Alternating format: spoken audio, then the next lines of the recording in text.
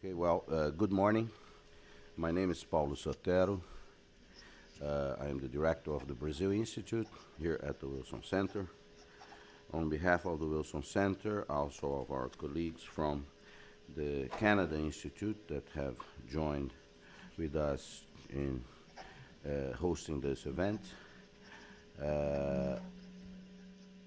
I welcome you here for a very important discussion on Brazil's vision on internet governance, managing sovereignty, privacy, and technology.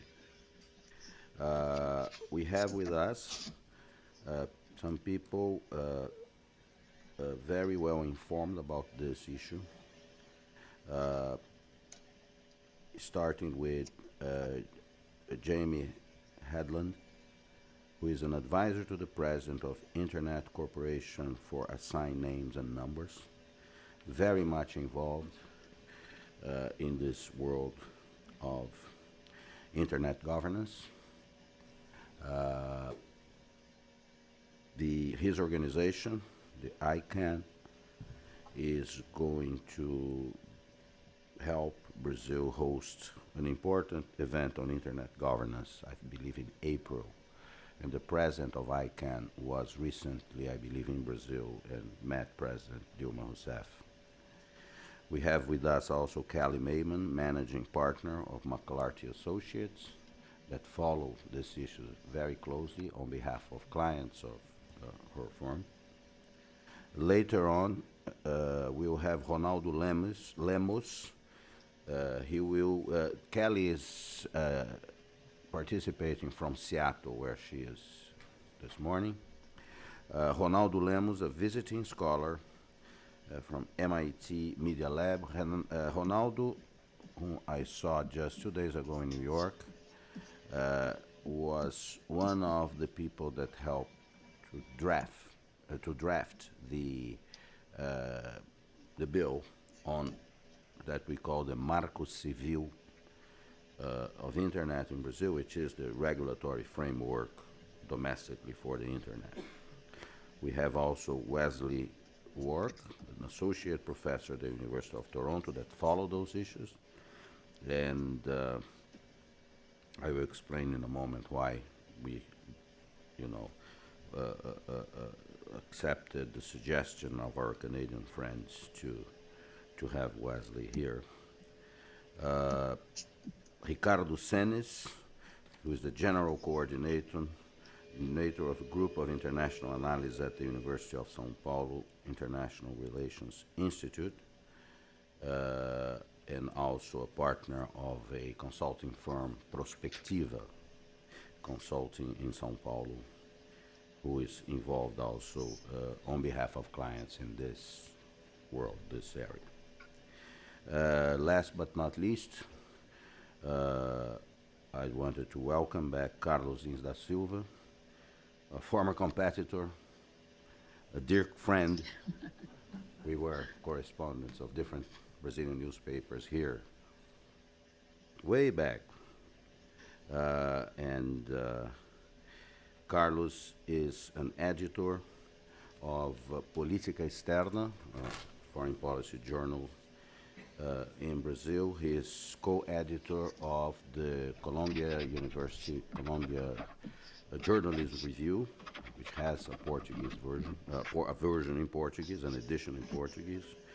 He also has worked with us and will work with us next month as a senior advisor to the president of FAPESP, who happens to be one of the largest funders of scientific research in Brazil. It is the São Paulo Science Foundation.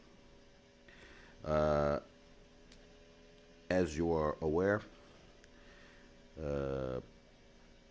in a major setback to Brazil-U.S. relations, disclosures of NSA spying activities in Brazil led President Dilma Rousseff to postpone would have been the first state visit by a Brazilian leader to Washington in 2 decades.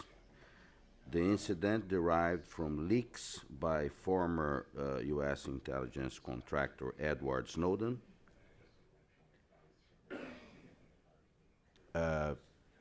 Wesley, you cannot talk on the phone while you are participating in this, huh? Okay. Well, the incident derived from leaks of by Snowden brought issues related to internet security and governance to the forefront of policy debate in the South American nation, with important policy implications.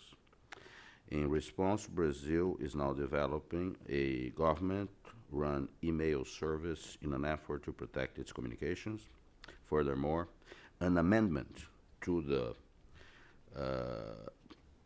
that has been put forth by the Rousseff government to an important 2009 bill, the Marco Civil,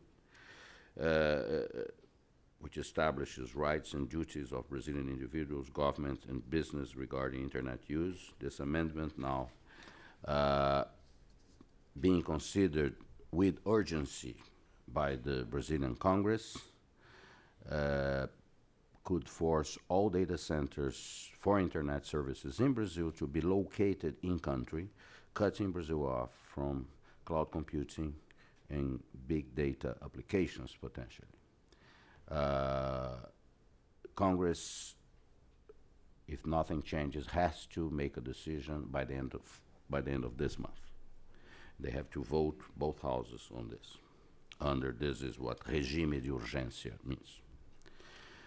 While applauding Brazilian leaders' criticism of mass surveillance by governments of global communication infrastructure, advocates of internet freedom and neutrality warn that such data localization requirements would function as insurmountable barriers to the free flow of information online, hurting not only Brazil's technology sector, but services, manufacturing, and research and development.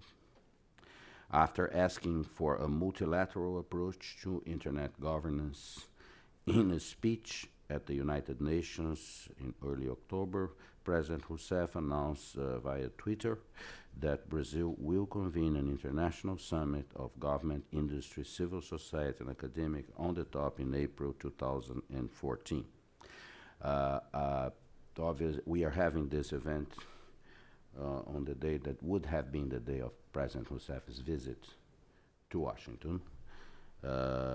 Since we cannot have her because of what happened, we are going to talk about, the important issues that ended up becoming even more evident due to the reasons that had led her to postpone the visit until a future date is still to be determined. You may have seen that on the website where we have the announcement for this and the invitation for this event, we posted a letter that was sent to selected members of the Brazilian Congress on the data center localization issue. It is a letter signed by some 50 organizations, chambers of commerce, high-tech associations, etc., from a total of, I think, 10 different nations. And we have the letter is both in Portuguese and English available at the site. Now, I would like to start, and since Kelly has to leave for a meeting, or that what she told me initially, that she was going to go first, and she's still going to go first, because I think I asked Kelly to sort of frame the issues and for us and be the first speaker. And then we will continue in an order that we have already established. And with that, I would like to invite Kelly Mayman to start us off. Obviously, you have the biographies, the biographical notes of all the speakers at your disposal. Kelly, go ahead, dear. Great, Paolo. Thank you so much. Can you hear me okay? Yeah. Okay, perfect. No, thanks for the opportunity. I'll be able to stay with you for about an hour. What I thought I'd try to do, given that we have so many people that are expert on the line, and they're in Washington with respect to internet policy, is maybe just try to put this a bit into the historical context just the level of conflict that has come up between Brazil and the United States with the postponement of the state visit and the other strong reactions to the revelations that came out from Snowden. And I think, for me, the biggest takeaways are that, history matters and geopolitics matter. Essentially the reaction by Brazil to the NSA surveillance issue has been, I think, very consistent and really, emblematic of a fairly, long-held distrust with respect to U.S.-Brazil relations, and with respect particularly to any sort of military or security issues. And this makes sense. I mean, Paulo, no one knows better than Paulo, who lived through this himself, from the military regime times, that left a lot of scars with a lot of people, and not least of which with President Rousseff. And so I think, the fact that there would be a level of mistrust and concern there, I think is not terribly surprising. I do think that it does indicate, for those of us that have spent a lot of time working on the Brazil-U.S. relationship, it does indicate how much work we really have to do, because if we had been at a state in our bilateral relationship when these revelations came out, where we were doing more collaboration on defense, where we actually were already sharing more information with each other, and just where there was a bigger level of trust between the countries, I do think that perhaps the reaction would have been a bit more muted and a bit more manageable. And of course, the United States extending the state visit invitation to President Rousseff was designed exactly to try to at least take a first step forward on the path towards building that level of trust with Brazil and putting that level of priority on Brazil, even in a context where with massive movements and dislocations in the Middle East, continuing challenges in Asia from a security standpoint,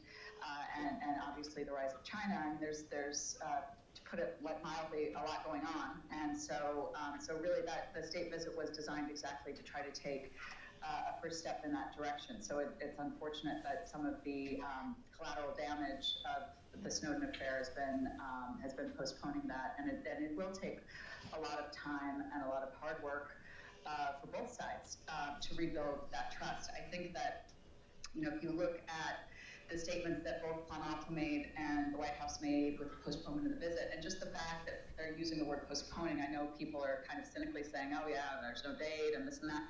In diplomacy, words matter, and the fact that they're saying that, we still are committed to, moving forward on this relationship and continuing on a path towards deeper trust, I think is very significant. And so, we need, I think, to give our governments a little bit of space in order to go ahead and continue down that path. I think, the first point I said was that history matters. The second point, I think, is that geopolitics matters. And this is something that you'll often hear people when they talk about the Brazil-U.S. relationship, they'll say, we have so much in common, which indeed we do. We're both continental countries. We're both enormous democracies, messy democracies, as Washington has shown us in flying colors here over the last couple of weeks. Multicultural, multi-ethnic. There's a lot that really separate or divides us, or what am I saying, that unites us more than divides us.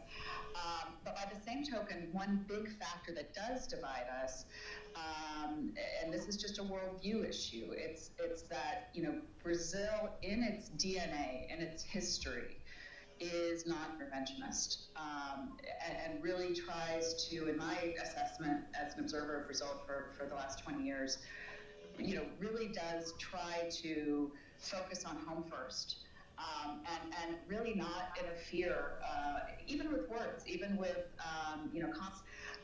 in what is going on in other countries. Now, the U.S., on the other side of that coin, Less so before World War II, obviously, but post World War II, we've been in a geopolitical situation where we have sometimes been pushed, sometimes decided to get involved in international affairs.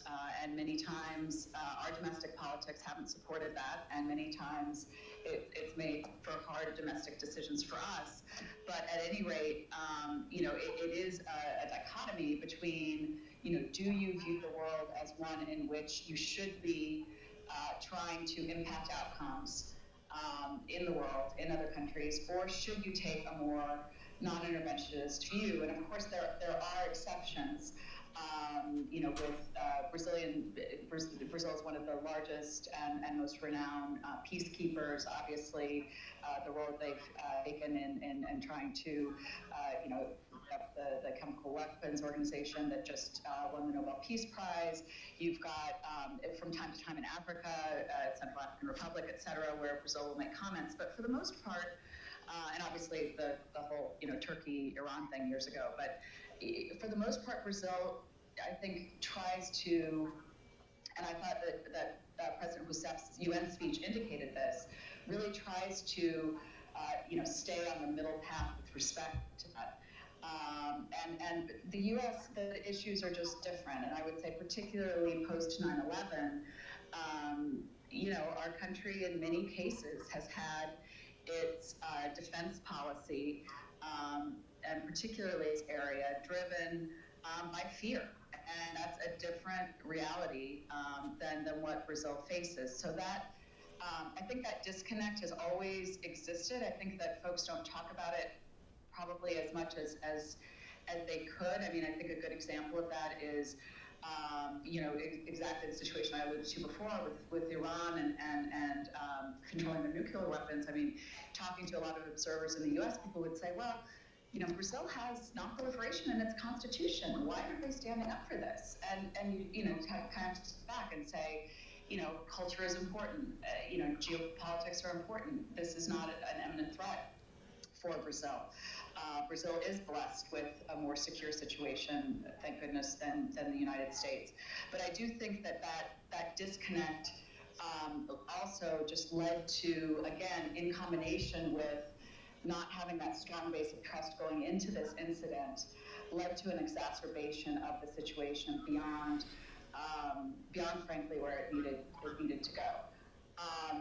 But where are we now? I mean, I think that the careful nature that both sides put into the postponement of the state visit and the way that they characterized that, I think is extremely significant. I think that, both the governments, need to be looking at how we can rebuild that trust in a meaningful way. A couple of the ideas that I've put forward, that I know others have as well, but it can help us to advance. I mean, as counterintuitive as it might seem, I think that we do need to take this opportunity to say, how can we work together more on defense? How can we, actually collaborate more in the area of defense to try to build up that trust? A second area that I would highlight is reforming the Mutual Legal Assistance Treaty, the MLAT. And this is something that I know I've worked on for over a decade, and I know a lot of folks have.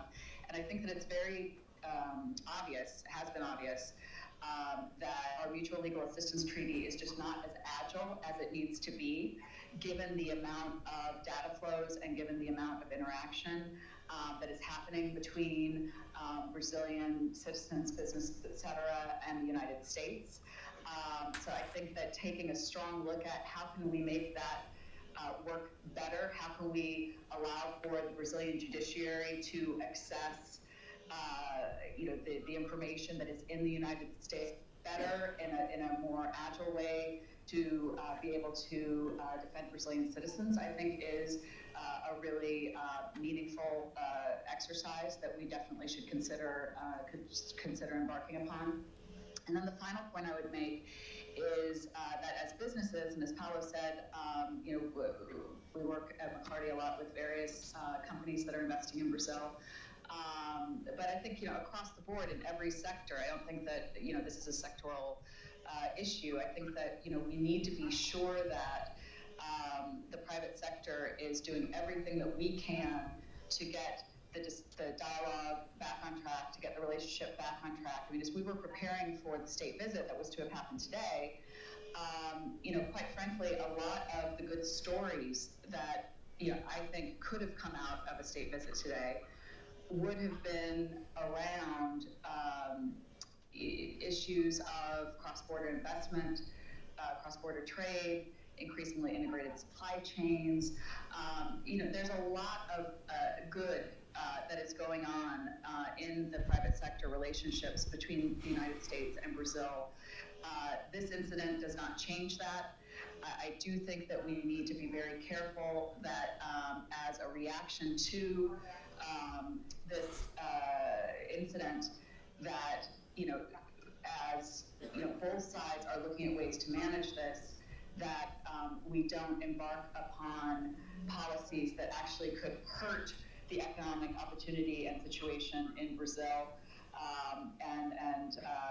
One of the items that Paolo highlighted, that letter that went out this week, with respect to expressing concern about data center localization, and I'll let Ronaldo and others that are much more expert on the internet speak to that. But there are policy steps that could be taken in reaction to this incident that at the end of the day could end up not particularly getting at the root concern, which is surveillance, but yet could create very challenging economic situations for the companies that are investing in Brazil. That look at how we're doing this chat today. I'm in Seattle. We've got Canada. We've got Brazil. We've got Washington. I mean, everything relies on the internet, no matter what industry it is. I mean, I just read a McKinsey study, preparing to talk to you guys here today, and they clearly showed that of the economic impacts that the internet brings to an economy, they were looking globally, 75.4% of the economic impact goes to non-internet companies. And why is that? It's because just the way that things work today, if you put a part in a machine or in a Petrobras drill that's out in the middle of the Atlantic Ocean, that piece will talk to the cloud and tell, I need to be repaired, or I'm not working, or same in factories. This idea of the Internet of Everything, this idea of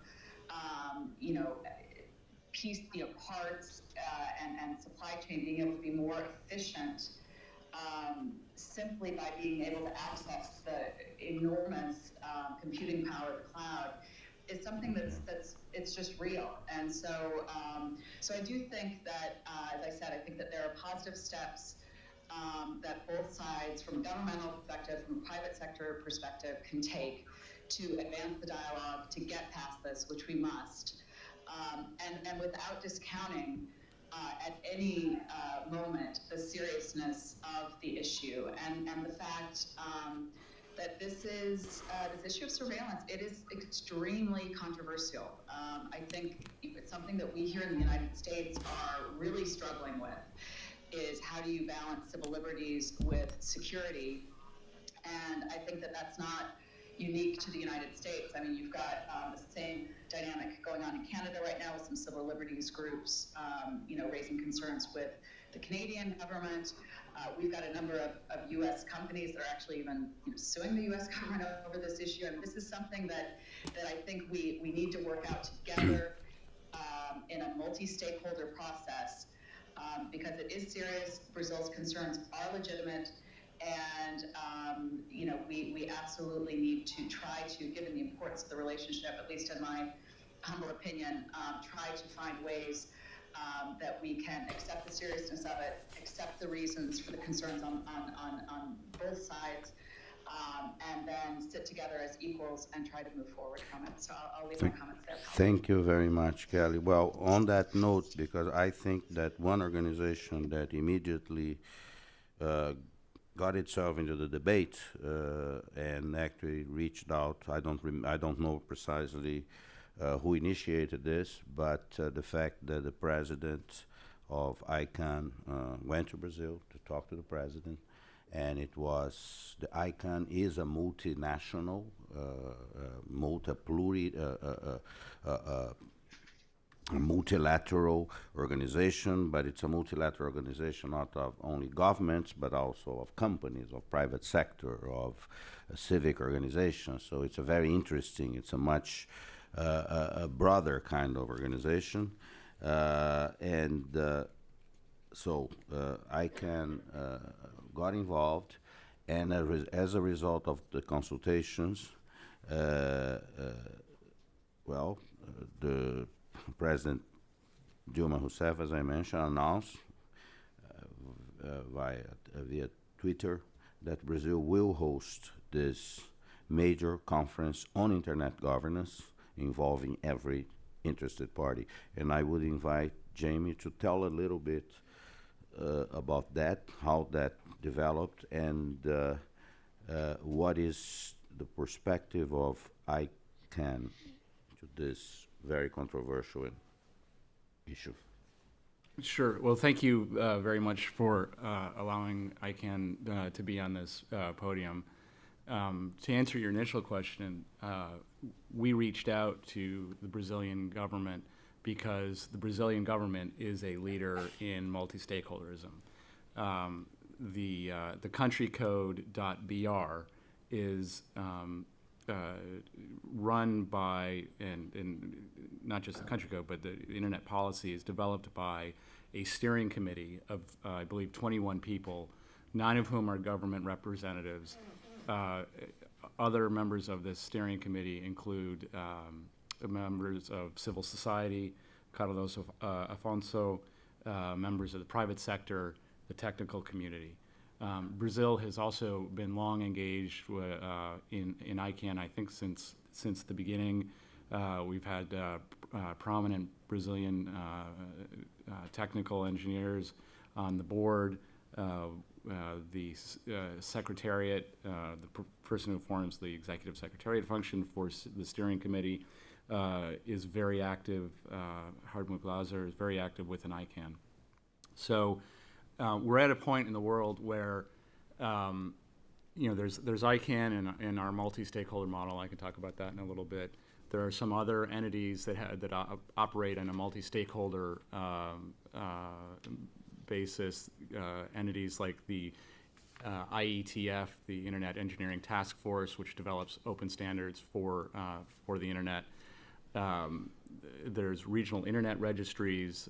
LACNIC is the one for Latin America and the Caribbean, and they set the policies for allocation of IP addresses.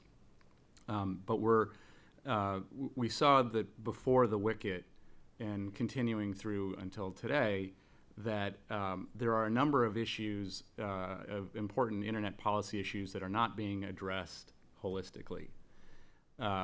And there are, ICANN has a very narrow remit. We do unique identifiers, names and numbers, the domain name system. IETF does technical standards. Regional Internet Registries, as I said, does IP addressing. But there are other big issues: cybersecurity, privacy, spam, and there's no organization that's really set up. There is like sort of reflective of the way the internet works. There are a number of informal relationships among informal organizations and people who engage when there's a botnet or when there's a spam problem. But there isn't anything that if I'm a Minister of Communications of a G77 country and I'm facing issues, there's no clear place for me to go to. There's the Internet Governance Forum, which happens internationally once a year, and there's some great discussions there about best practices and issues people are seeing. But if I'm facing a crisis right now, where do I call? That's not clear. Even before the Snowden the Snowden revelations, it was clear that we had a problem. There were a number of countries that believe very strongly in the multi-stakeholder model because it reflects the architecture of the internet and is credited for the really the success that the internet has been so far. Then there's another group of countries, some of whom don't have the same freedom of expression interests and support that Brazil and the United States have, that wanted a government-only intergovernmental organization structure to develop internet policy. And there's a whole bunch of countries in the middle who are suspicious of the multi-stakeholder model because they see it benefits the U.S. and U.S. companies, and they're not sure why else they should. And they're suspicious of the other side as well. Brazil again is a leader in this in the middle group of countries that obviously has very impressive and significant internet infrastructure. And understands multi-stakeholder governance, and so it was.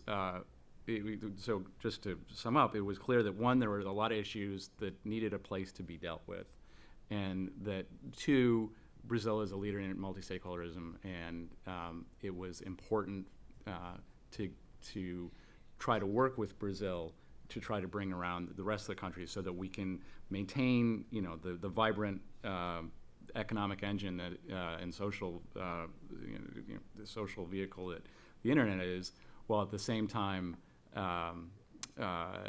making sure that issues are being addressed and people know where to go for help. Let's ask one question, one clarification. What is this meeting that is supposed to take place in Brazil in April? Where it's going to take place? What is the format of this? Is that developed already? Does it follow formats of previous meetings? So the format's not, I don't think, fully worked out yet.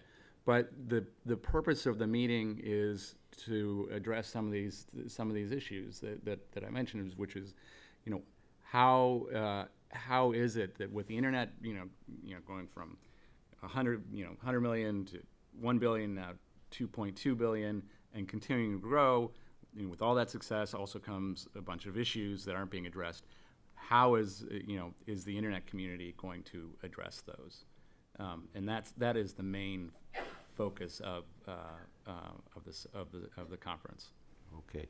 Well, with that, I would like to ask Ricardo Senes to tell us a little bit more, to focus on Brazil now, because it's obvious that the NSA disclosures had the impact it had in Brazil and led to an acceleration of the discussion on the Marco Civil of Internet. And with this new development that I understand was not being considered before, about the localization of databases, of Internet databases, and which obviously could, as I said in the introduction, from experts that we heard about this, could complicate matters without solving or addressing the concern on surveillance. It's a very complex issue. Also, those types of reactions, like proposing that the localization of databases in Brazil with some form of control, is kind of a default position in Brazil. We are a country that was built from the top down, where national policies, state intervention is more the rule than the exception. And it was interesting that we were not going to use this, given the nature of the internet. There was no consideration about that. But one of the unfortunate consequences of this episode of the this snooping episode was precisely to,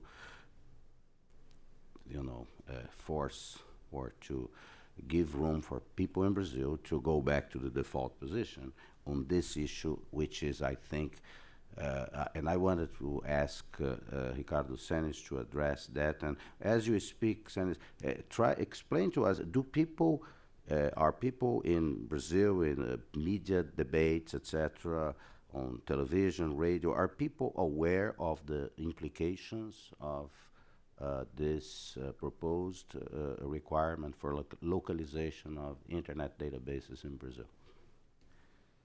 Hi, Paulo. Hi, everybody. It's a pleasure to be part of Go this ahead. panel. I apologize for not being able to be with you in DC, but I hope I can contribute with this debate. Paulo, to understand, I think this specific case of the IT issues in general and specifically the question of the database location, we have to connect different points here in Brazil, political and economic points. So I will try to connect these dots and try to present a view about the point you have raised. I will start presenting very briefly the environment, the political and business environment that we have in Brazil currently. And I think it's very well known that we are in a political phase in Brazil since 2003, I would say since the beginning of the Lula's term, the first Lula term, that we call a period of very strong activism in industrial policy. This is a very important element to take in consideration as the answer that the Brazilian government has given to the point of the IT, internet governance, has some connection with the response that the Brazilian government has done to the other sectors like telecom, like oil and gas, like infrastructure, like health industry. It's not an issue that is out of the Brazilian political and business context. So at the same time, we have to consider that even though we do have some criticism in the Brazilian society, in the media and in the business associations, etc., the public opinion in general, they are supporting Dilma's macro strategy. Dilma's, we covered part of the approve of her government that she lost 2 months ago, but continues to have a very high level of approval, and Dilma knows how to use this very high public opinion in favor of her in this kind of issue. And finally, we have to remember that the 2014 election has already started.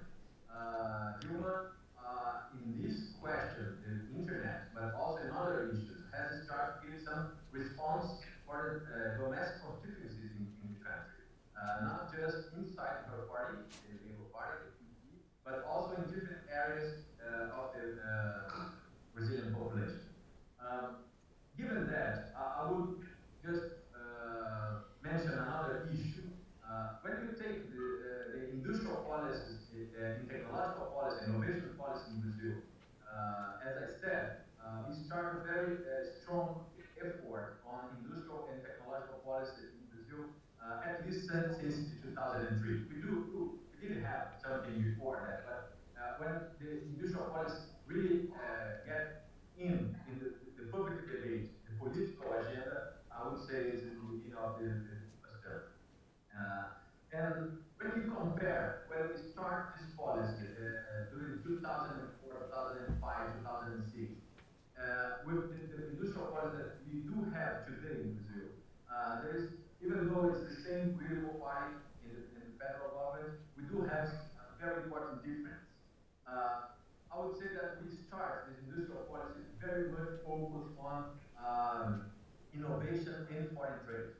And we were gradually moving towards a perception more, I would say, a priority more focused on domestic production. If we compare the PITSI, that we call in Brazil, the industrial policy in the beginning of the Lula's first Lula's term, with what we have today in Brazil Maior, the Greater Brazilian Plan, this is very clear. Now, the focus is very much domestic production. So, back to the issue of the ITC, we have to remember that also the question of internet governance in Brazil is not new. Just to take an example, during the Lula's term, Brazil proposed that UN should regulate internet globally. At that time, we got the support of China for this issue. So at the same time, the Brazilian government was advocating in favor of what we call the open source technologies on IT and internet. But what happened after Brazil prepared this proposal and started to negotiate this issue, we have a very interesting momentum in which several private companies, business associations, and even NGOs has come out and made some arguments with the Brazilian government and said, look, we probably are moving in, if we move in that direction, we will have some problems.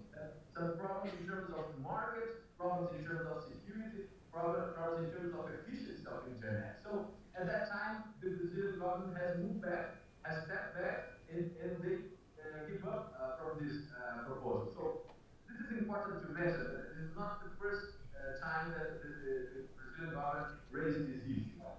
So, but what happened, I think that's part of this context, is when you take the ITC sector in Brazil related to the political environment and also in terms of industrial policy environment, the ITC sector in Brazil, differently from the other sectors, they have been quite well succeeded in dealing with the Brazilian demands, the Brazilian government demands in terms of innovation, investments, national content, partnerships with the state-owned companies. So if you take this 12 or even 10 years of the very strong industrial policy in Brazil, the ITC sector has a specific place in this debate. When we compare with the other sectors, they are very much, I think, capable to deal with the government and take some of the policies, including the national champ policy, and combine with some other perceptions that will bring to the sector some unique condition that in which a multinational company in Brazil has been operating in the IT sector more specifically, nothing to do with the electronic and other things, completely different case, but in IT sector, the multinationals have been working together with the national companies, and they're doing quite well. The Brazilian domestic market in IT is considered a quite important market. If you take just the IT market in 2002, it's about $123 billion. If you take the ITC, that means IT with the communication sector, we are talking about $233 billion. So it's a very important market.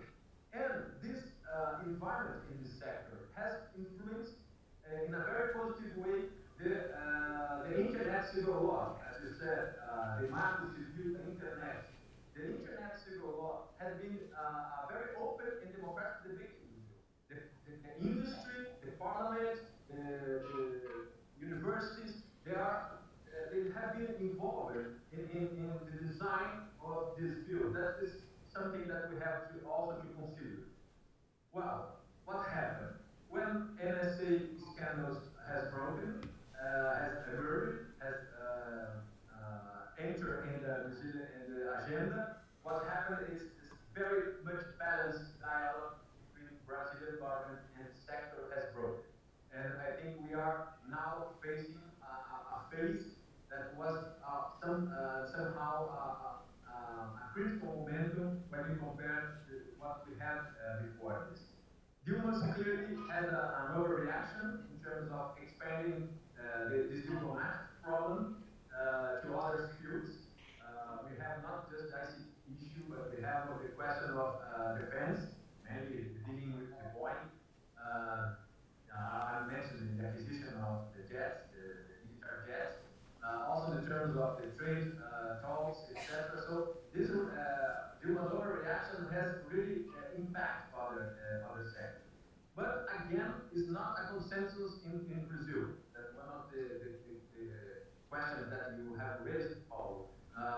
within the executive branch in Brazil, the answers of the Dilma, the proposals of Dilma is not a consensus. If you consider also the Brazilian parliament and the Brazilian business associations, there is no a consensus in this area. But what do you have concretely in terms of Brazilian federal government proposals? We have three topics. One is the issue that we have mentioned now, new global internet governance. We have the question of the state-owned communication system that would control all the government communications. And finally, we have the location request for data centers and database. To be very brief on this, I would say that the first topic you have already, I think, mentioned. The Brazil is proposing some kind of more multilateral forum to manage with IT. Sorry, to manage internet. That is something, as I think have already been mentioned. Brazil has been proposing for the international level something that Brazil has already put in place in Brazil.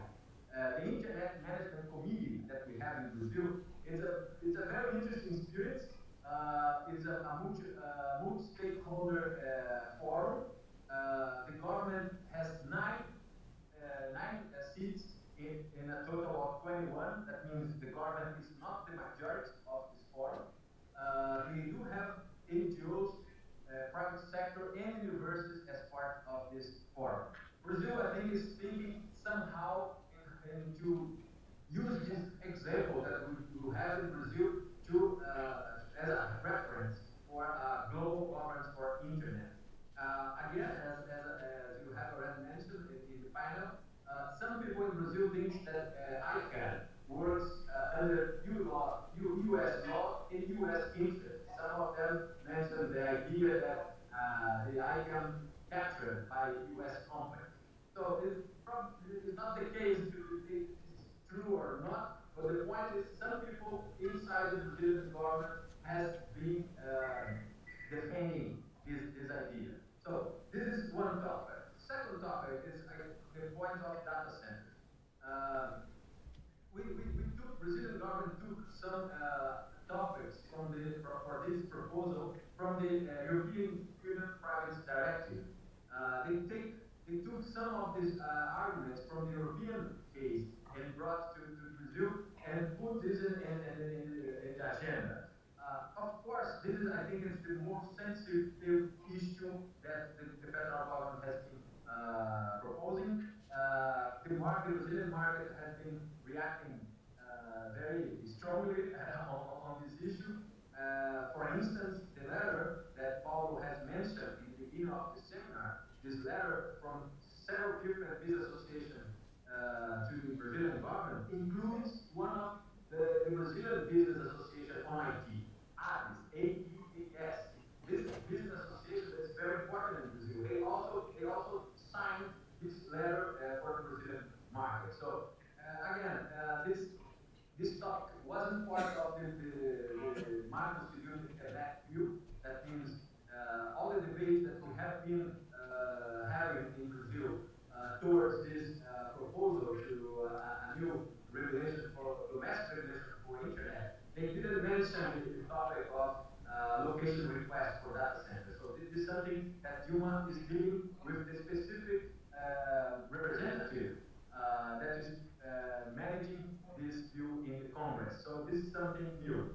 And finally, we have the third topic, that is the answer of Dilma to the question of spying and all the risks of being spying was they demand for CERPRO. CERPRO is a state-owned IT company.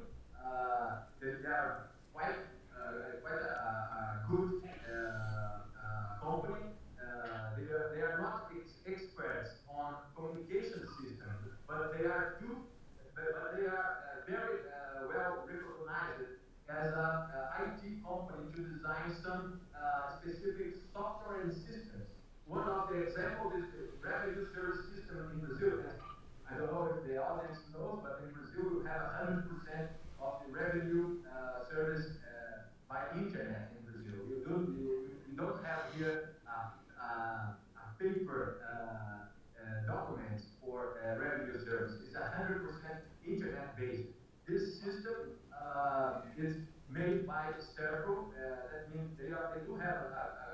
high That can go. level of capacity in terms of technology and security. But they are not experts on communications. So when you take the issue of government communications and security related to government communications, we had in Brazil 5, 6 years ago a specific phaeton list that was included in the Brazilian Defense Plan. In the Brazilian Defense Plan, we do have one topic that was how Brazil was threatened by internet potential attack to Brazilian core strategic interests. So, but at that time, we didn't raise money to foster this idea, to implement a more secure government communication system. But this was part not of the industrial policy or nothing to do with a response to internet. This was an issue related to defense plan, something completely different comparing what you have today. Finally, I would say to conclude my presentation, we can expect that IT and internet is now part of Brazilian political agenda, for the good and for the bad. This will depend how the Brazilian society, the NGOs, the universities, the company will be able to manage all these demands from the government in terms of security, etc. We can expect a more nationalist approach to this sector. So now we have a different standard when we compare a different platform, I would say, in terms of debating industrial policy when we compare with 6 months ago, and we have a much more flexible environment to debate industrial policy in Brazil. Now I think we have more nationalist approach.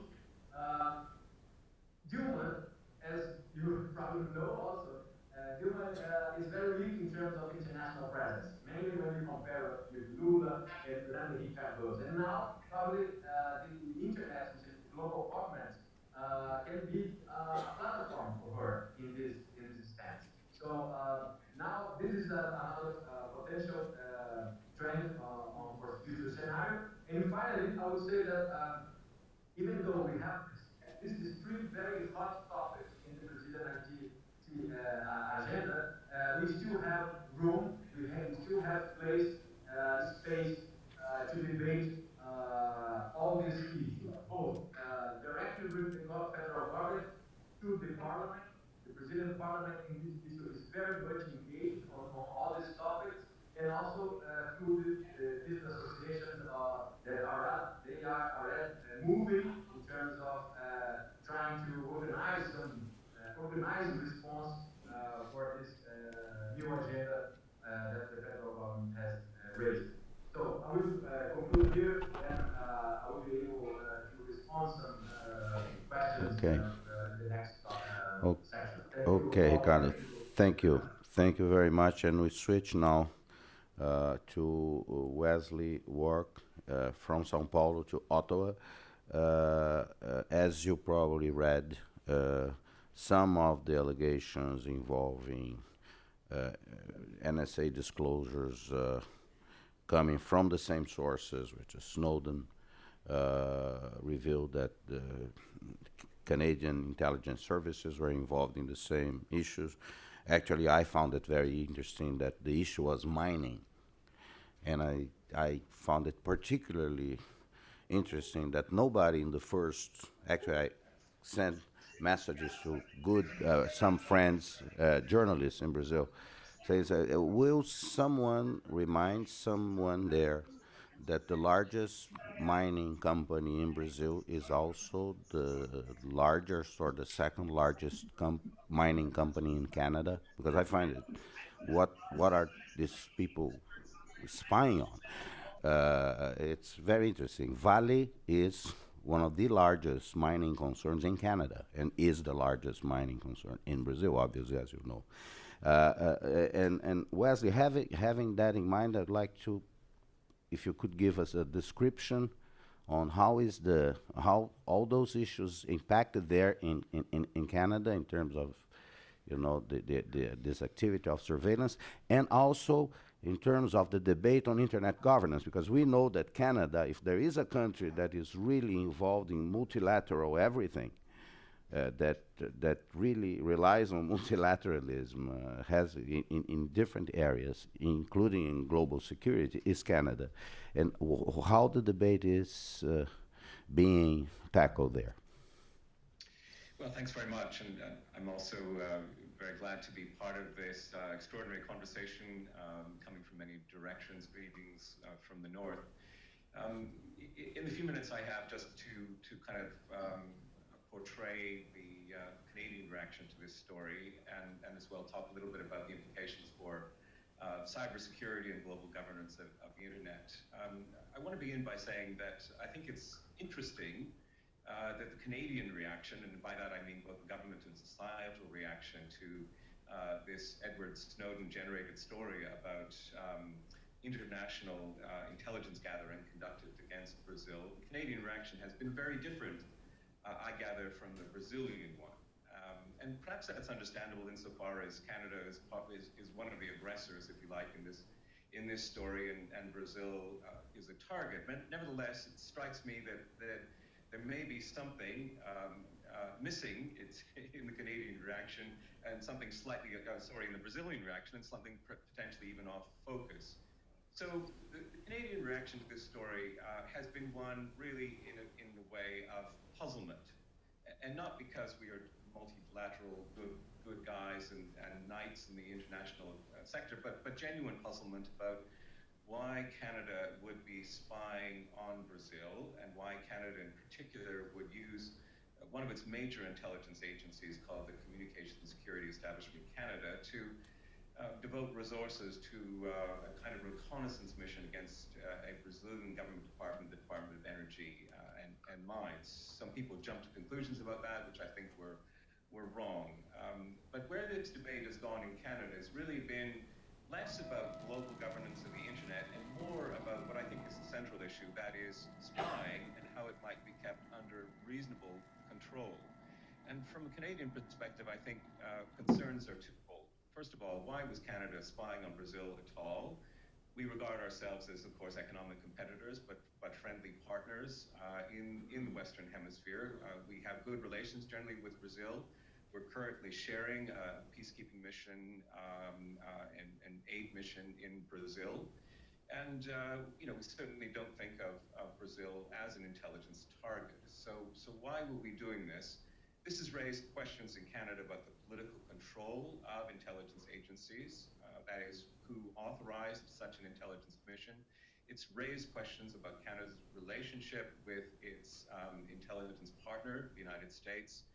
And it's also raised questions, as I think Kelly referred to in her opening remarks, about legality. So the Canadian government has now found itself faced with its first ever lawsuit against our Signals Intelligence Agency, a lawsuit launched by the British Columbia Civil Liberties Association, which is a small but hard-hitting organization, which argues that what Canada is doing in its intelligence gathering is actually illegal and in breach of our Charter of Rights, or what you would understand as our Bill of Rights.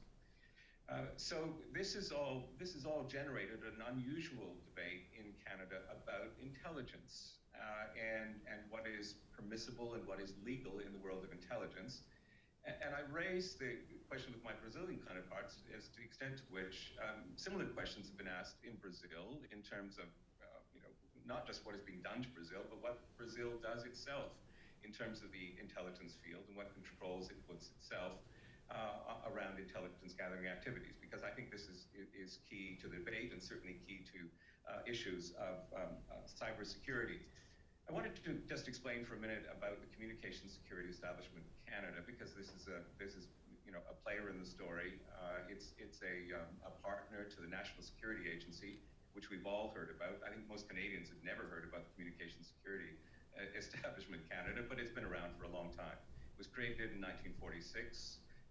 It's one of our major intelligence agencies. It has a foreign intelligence gathering mandate, and it does electronic communications in partnership with the National Security Agency and with a small club of intelligence powers called the Five Eyes Partnership, which links Canada to the United States, to Britain, and to Australia, and often to New Zealand when New Zealand is behaving itself politically. It's really the Five Eyes partnership, I think, that was involved in this Brazilian intelligence gathering episode that Edward Snowden has revealed.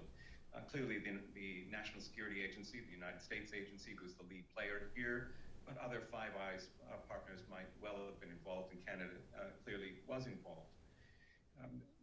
One thing to understand about the Five Eyes partnership is that it is engaged not only in intelligence sharing among its members, it's engaged in a lot of technological sharing among its members. Canada got its first supercomputers through the Five Eyes partnership, but it's also burden sharing organizations. So the general and conventional wisdom, I think, now is that Canada was spying on Brazil, not because anyone in the Canadian government said we must spy on Brazil, but we found ourselves spying on Brazil because of this larger intelligence alliance relationship we were in, which again raises questions about the limits and political control over intelligence. What these revelations about intelligence gathering in Brazil really point to is, I think, an important distinction that needs to be made and is going to be central, I think, to issues of internet governance and cybersecurity. An important distinction between economic intelligence gathering and industrial spying. And people may think this is a distinction without a difference, but in fact it's a major distinction, and it's embedded in a historical context. When I say economic intelligence gathering, I suggest to you that most states, and certainly most large states in the global community, conduct from time to time economic intelligence gathering using their intelligence systems or other agencies of the government, like development agencies and foreign policy arms. Economic intelligence gathering is an effort on the part of governments to acquire economic knowledge about foreign states, whether friends or enemies. It's part of international intelligence. It's long been part of international intelligence. And it's generally regarded by governments as legitimate. And there are certainly no international laws to prevent it, and no international norms that say it is bad or wrong to do. The distinction here is that when we're talking about economic intelligence gathering by governments, and particularly in a democratic setting, we're talking about intelligence gathering by government agencies, acquiring information that is to be used only by governments, in theory, for the purposes of applying that to economic and other policy matters. The distinction between economic intelligence gathering and industrial spying is this. Industrial spying can be conducted by many different actors, both state actors and non-state actors. But when we're talking about industrial spying, we're really talking about, from the government perspective, we're talking about using government intelligence agencies to acquire clandestinely information that will be then passed to the private sector for the competitive advantage of companies in one's own country. And the suspicion in Canada, of course, is this is exactly what happened in the Brazilian episode, or was what was meant to happen. The reality, I think, is very different. There was no such passage of information intended or achieved. And there is, in fact, a high wall between government economic intelligence gathering and the private sector. Canada and most other Western democracies do not use their intelligence services to collect private industrial secrets to benefit their own companies. It's not a universal rule, and again, there's no international law that says thou must not do this, but it's a general practice. There's lots of industrial espionage out there. Sometimes it's state-sponsored, particularly by countries that have command and control economies, like China, like Russia. But for most, if you like, capitalist economies, it doesn't make a lot of sense for the government to use its intelligence resources to benefit the private sector. There are not ways to do this. There are not good reasons to do this. And really, in a global economy, who is to say what is a Canadian company and what is not in terms of their location and general interest? In other words, to put this most bluntly, you don't use government intelligence resources to benefit the shareholders of a private company. And this has not happened in Canada, and I don't think it does happen. That said, if that distinction holds, or used to hold, I think it is under threat. And what the Brazilian episode, I think, suggests to me is that in terms of particularly cybersecurity and global internet governance, insofar as the internet is going to be a main arena for industrial spying in the future, there are lots of things that have to happen, and the Brazil case may stimulate some of these. So let me just make a few remarks about the kinds of things that have to happen and the roles that different actors may play in this. Governments clearly have to have a role, and it has to be a transparent one. What is the government's stake in this whole question of really about the limits of intelligence gathering? The government's stake is in part in cyber security, but in most countries, and perhaps the Brazilian situation is different, in most countries, the horizon of that government stake in cybersecurity is really the protection of government critical information infrastructure, and that's certainly how the Canadian system works. When the government, to the extent the government is responsible for cybersecurity, it's responsible for its own information resources. It's not responsible for the private sector. It's not responsible for the informational doings of Canadian citizens, and frankly, I think that's the appropriate level to pitch their role at. I would say that what we have to work towards is something that will be historically unique, but is in fact a kind of international self-denying ordinance that would have governments pledge themselves to avoid the temptations of using their intelligence capabilities for the gain of the private sector. Now, I don't think this is going to be achieved easily or even or universally, because there are going to be countries in the world that have command and control economies where there's not much distinction between the private sector or major private sector companies and the government, and there's going to be a continual, a lot of interplay between government intelligence and private sector benefit. And this clearly drives Chinese state-sponsored economic espionage. But it's a different system, I think, for most democracies. So I think we're going to have a global debate really about the limits on the use of government intelligence capabilities, a kind of global debate which we have never had before, and so it'll be a new debate and a slow-moving one. There is a private sector role here, and I would describe this private sector role in two ways. One is that the private sector itself, in whatever economy and societal setting we're talking about, has to take the lead in securing its own informational resources and communications, and this is clearly in its own interest. And it's probably, to be honest, better placed to do that than government dictates themselves. That said, this is a work in progress, given very fast-paced changes in both global commerce and global information flows. And there are some parts of the private sector, certainly in my country, I don't know about Brazil, which are very good at this, like the banking sector, and many parts of the private sector that are less good at this.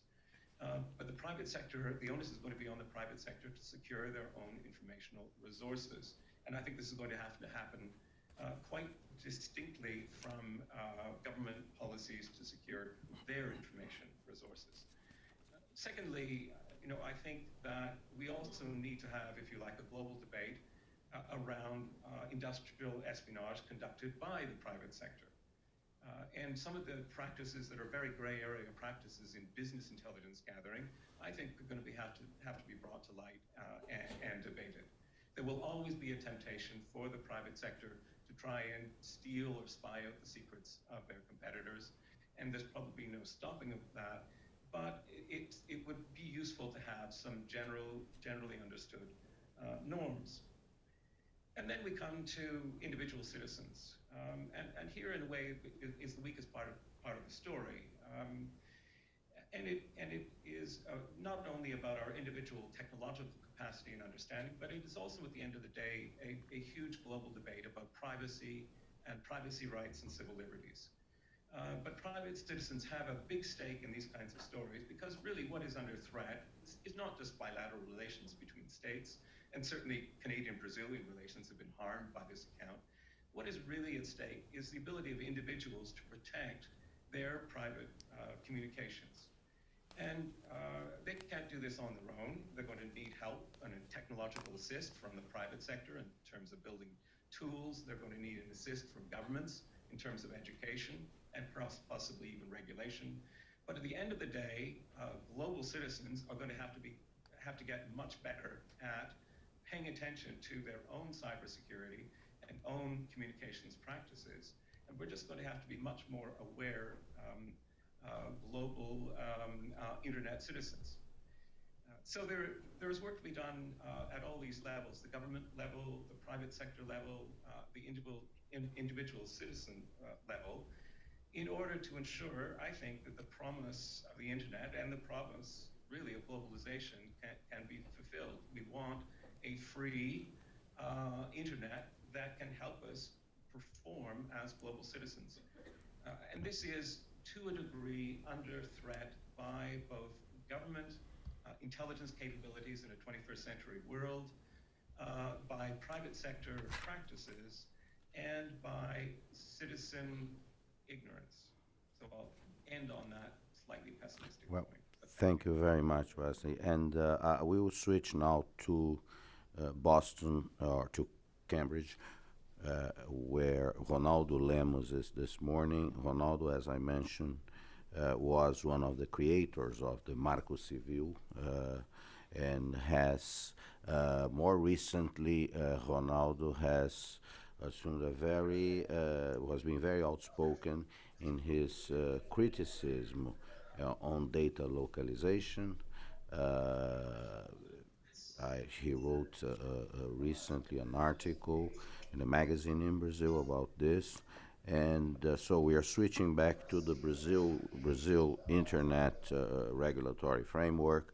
And Ronaldo, please go ahead and give us your perception of what's going on in Brazil, where this bill is headed, what are the chances of really the new law to be adopted to require databases localization in Brazil. What are the implications? Okay, very good. Well, thank you very much. I'm sorry I cannot be there because I'm at a MIT Media Lab meeting at the moment. But very quickly, I would like just to say that the overall response. Can you hold just a second? I'm sorry.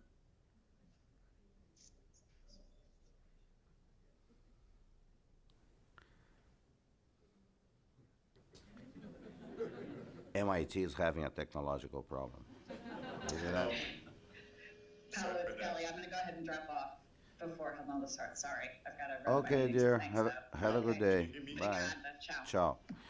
Okay, Ronaldo, go ahead. Can you hear me? Yes, sir. Yes, I'm sorry for that. I had to change places. So basically, what I was saying is that the overall reaction in Brazil regarding the Espionage Act has changed a lot the technology policy that actually the government has been discussing for regulating the internet. So basically, one of the consequences of the espionage allegations is basically that the Marco Civil bill, which is a civil rights legislation that had been built since 2008, especially on the demand of the Brazilian society in order to protect privacy rights, to protect safe harbors for intermediaries, and also to deal with open government. It has been subject to amendments in order actually to make it more adequate in political terms in order to respond to the espionage. So basically, the government, unfortunately, has included this amendment in which there is a provision that is forthcoming to the bill that basically says that data centers will have to be installed in Brazil in order to render services to Brazilians. So basically, this is a very complicated situation because the number one thing is how do you actually prove that someone is a Brazilian? How do you establish nationality online? So people are actually asking whether they will have to show their passports to go online in Brazil, because basically establishing nationality is something impossible to be made. But it goes beyond that, because this idea of forced localization has also an implication regarding infrastructure. So for instance, if you want to attract that data centers, what you have to do is basically reinforce your infrastructure, build internet exchange points, build a better network, build a business environment that is actually more attractive, build a regulatory environment that is more attractive.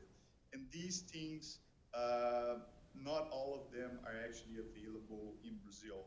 So basically, one of the bottlenecks for data centers in Brazil is the issue of electricity. You have to think about a data center almost as like a wholesale distributor storage facility.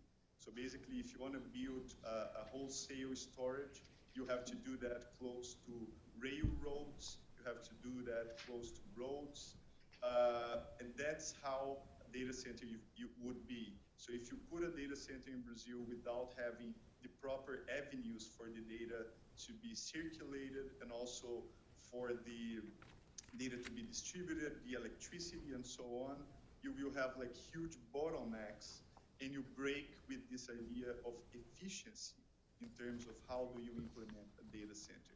And of course, there is also the worry about a domino effect, because if Brazil goes ahead and actually implements this forced localization provision, other countries might follow suit, and that can create a lot of issues, and can basically break with this idea of efficiency in terms of the decisions about how to allocate and manage the internet. So basically, one issue that can happen is, for instance, reciprocation.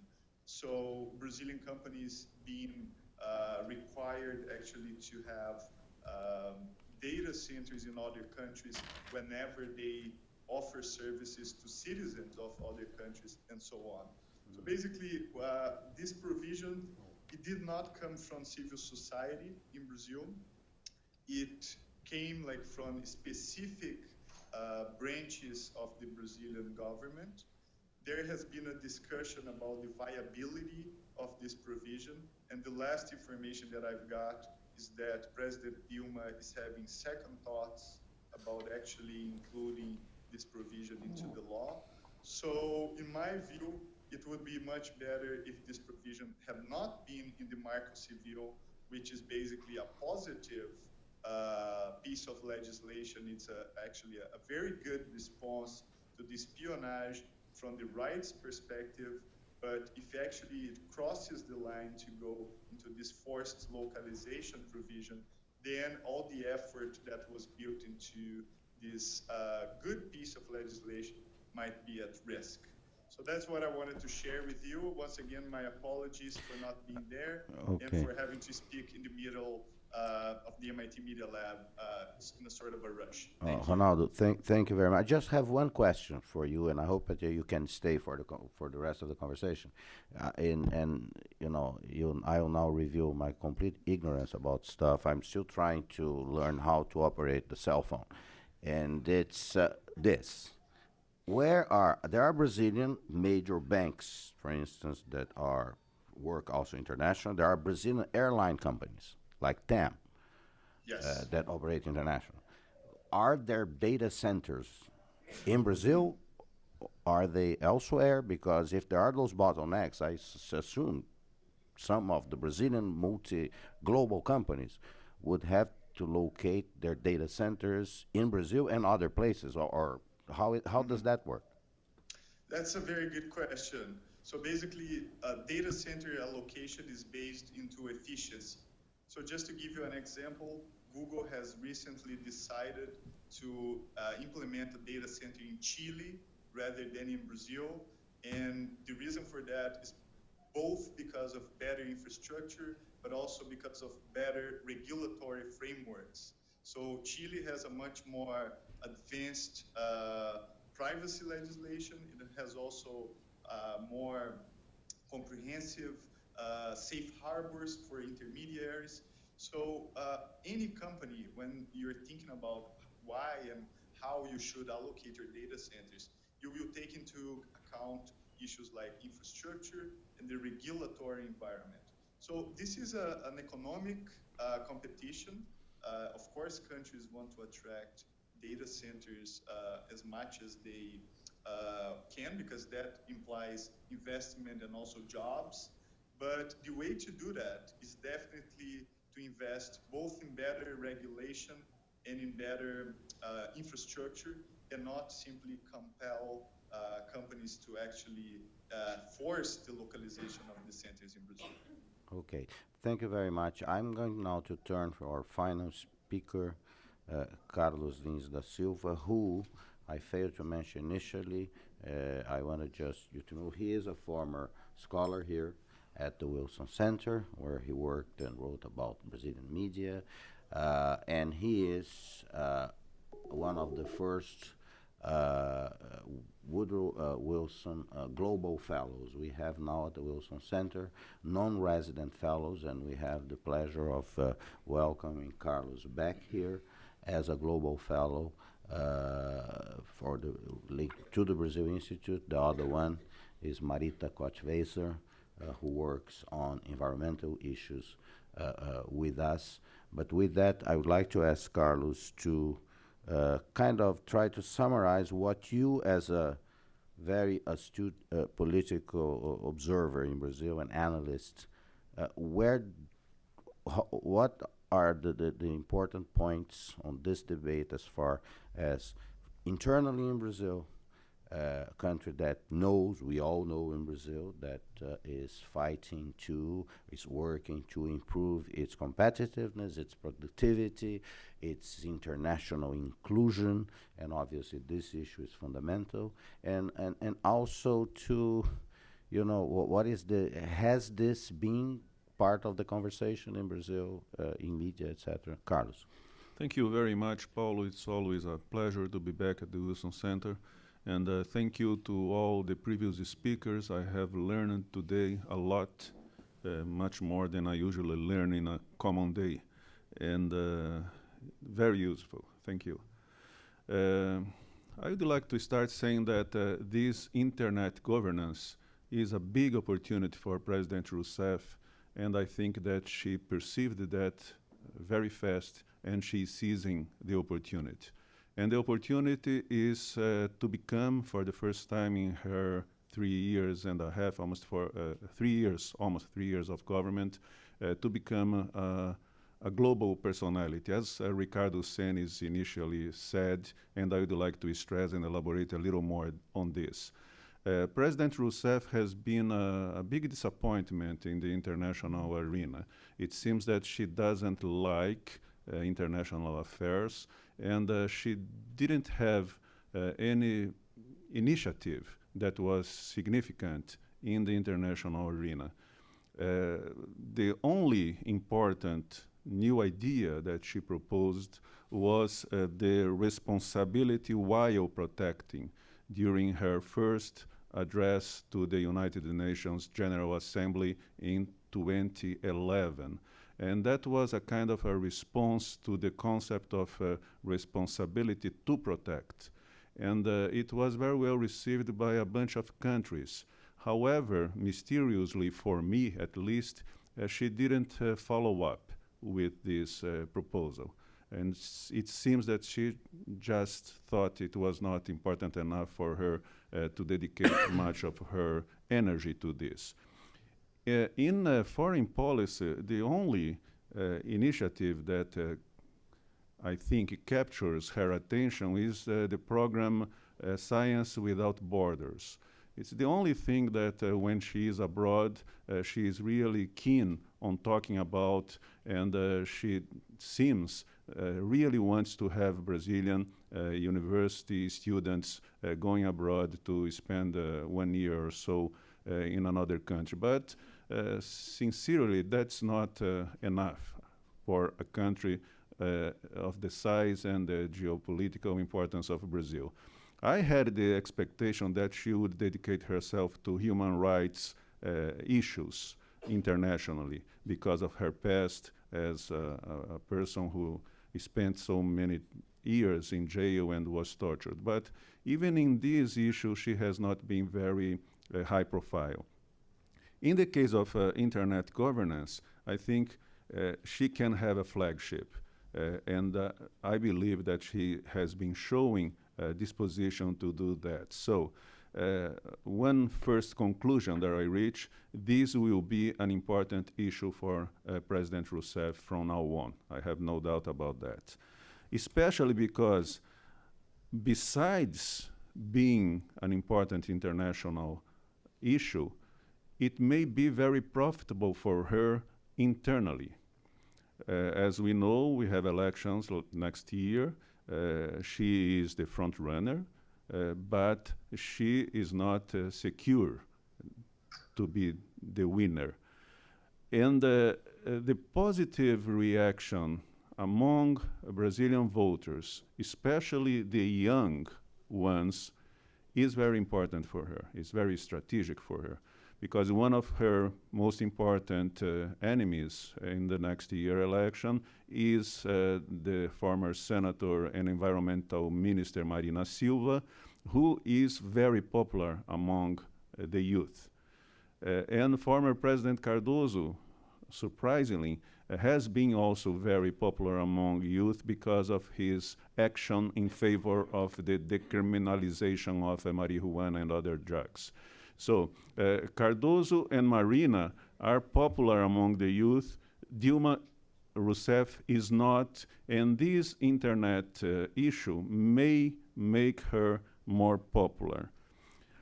Besides that, standing up against the President of the United States, whoever he or she is always something that is seen with some sympathy by a very large portion of the Brazilian public opinion. And most importantly for her, becoming a kind of confrontational with the United States is good for her among the Workers' Party constituency, where she is not particularly popular. A few people abroad know that Rousseff, although she is a member of PT, she is not an original member of PT. She became a member of the Workers' Party only this century. She belonged to another center to the left organization, political organization, before she registered into PT. So in PT, Rousseff is seen as an stranger, and standing up against the US is always good among these people. So number two conclusion, she will be talking about this also because it's important for her internally, in political terms, and in terms of election. What worries me are especially three things. First is, as some of you probably know, there is a fruit in Brazil called jaboticaba, which it's said that only exists in Brazil. And we Brazilians know that jaboticaba is the only thing that only exists in Brazil that is good. Anything else that only exists in Brazil cannot be good. So I'm afraid that some people would like to create something that's uniquely Brazilian. And that's a danger in this area. And what comes up into my mind are the years of 1980s, when President Sarney and his colleagues in government created a market reserve for informatics in Brazil, which I was discussing with Paulo earlier, who had some good aspects. Some things came up as a good result of those years, such as the very effective informatic way of banks dealing with their clients. Brazil is far ahead of many other countries in this bank-client relationship in terms of informatics. But my remembrance of those years is not good. We spent years and years paying much more for personal computers than anyone else in the world. We had very ineffective personal computers.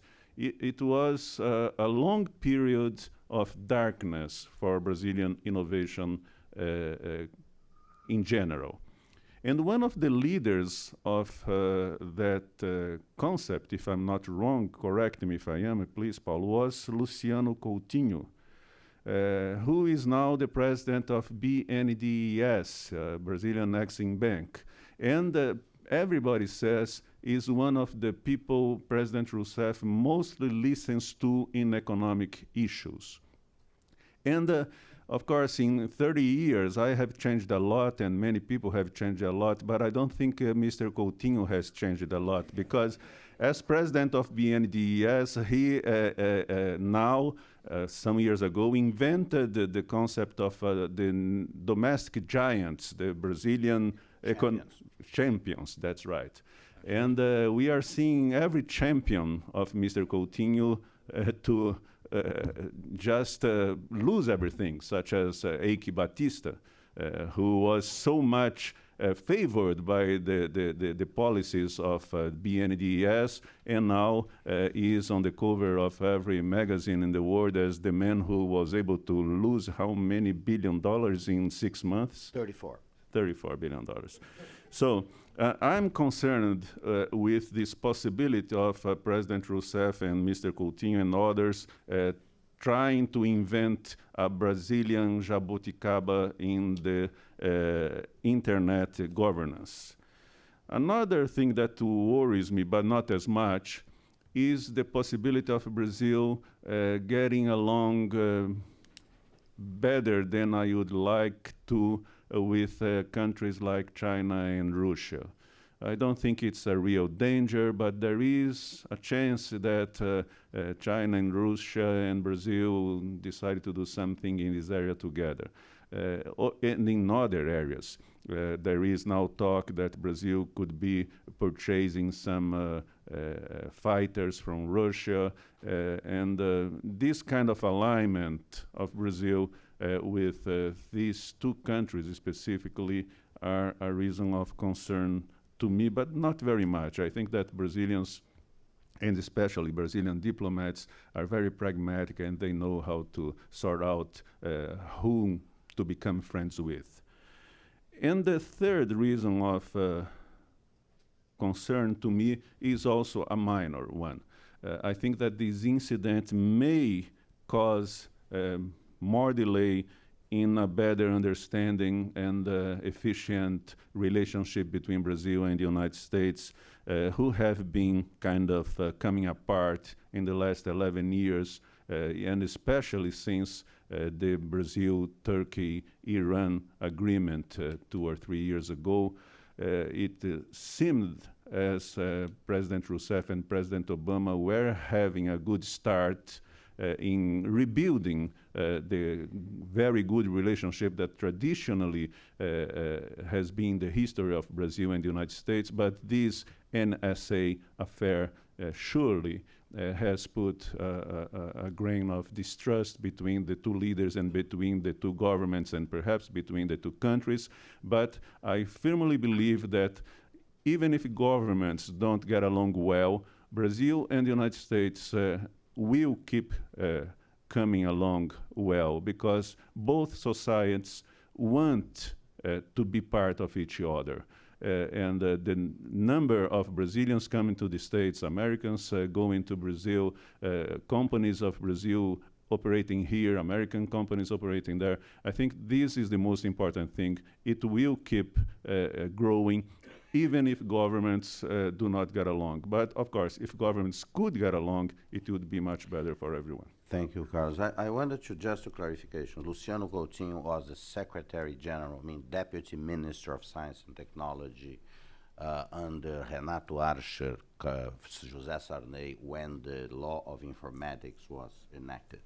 Actually, the law of informatics comes before. The whole idea comes from the military regime.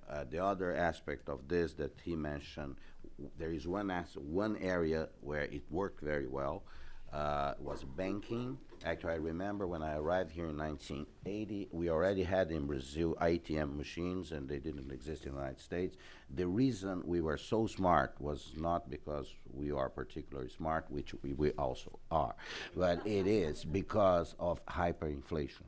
The banking industry had to produce something to allow them to keep up, because we had from time to time to cut 3 zeros on everything. We had 2,000% inflation a year. So out of this very bad thing that was hyperinflation, which was basically resolved in the government of, before the government, President Itamar Franco, by the sociologist Fernando Henrique Cardoso, takes a sociologist to tackle Brazilian economics. But that was the reason. Carlos, I would like to start a round of questions because I see there is a contradiction here when you describe the opportunity President Dilma Rousseff has to use this, the internet governance and present herself as a leader in this field.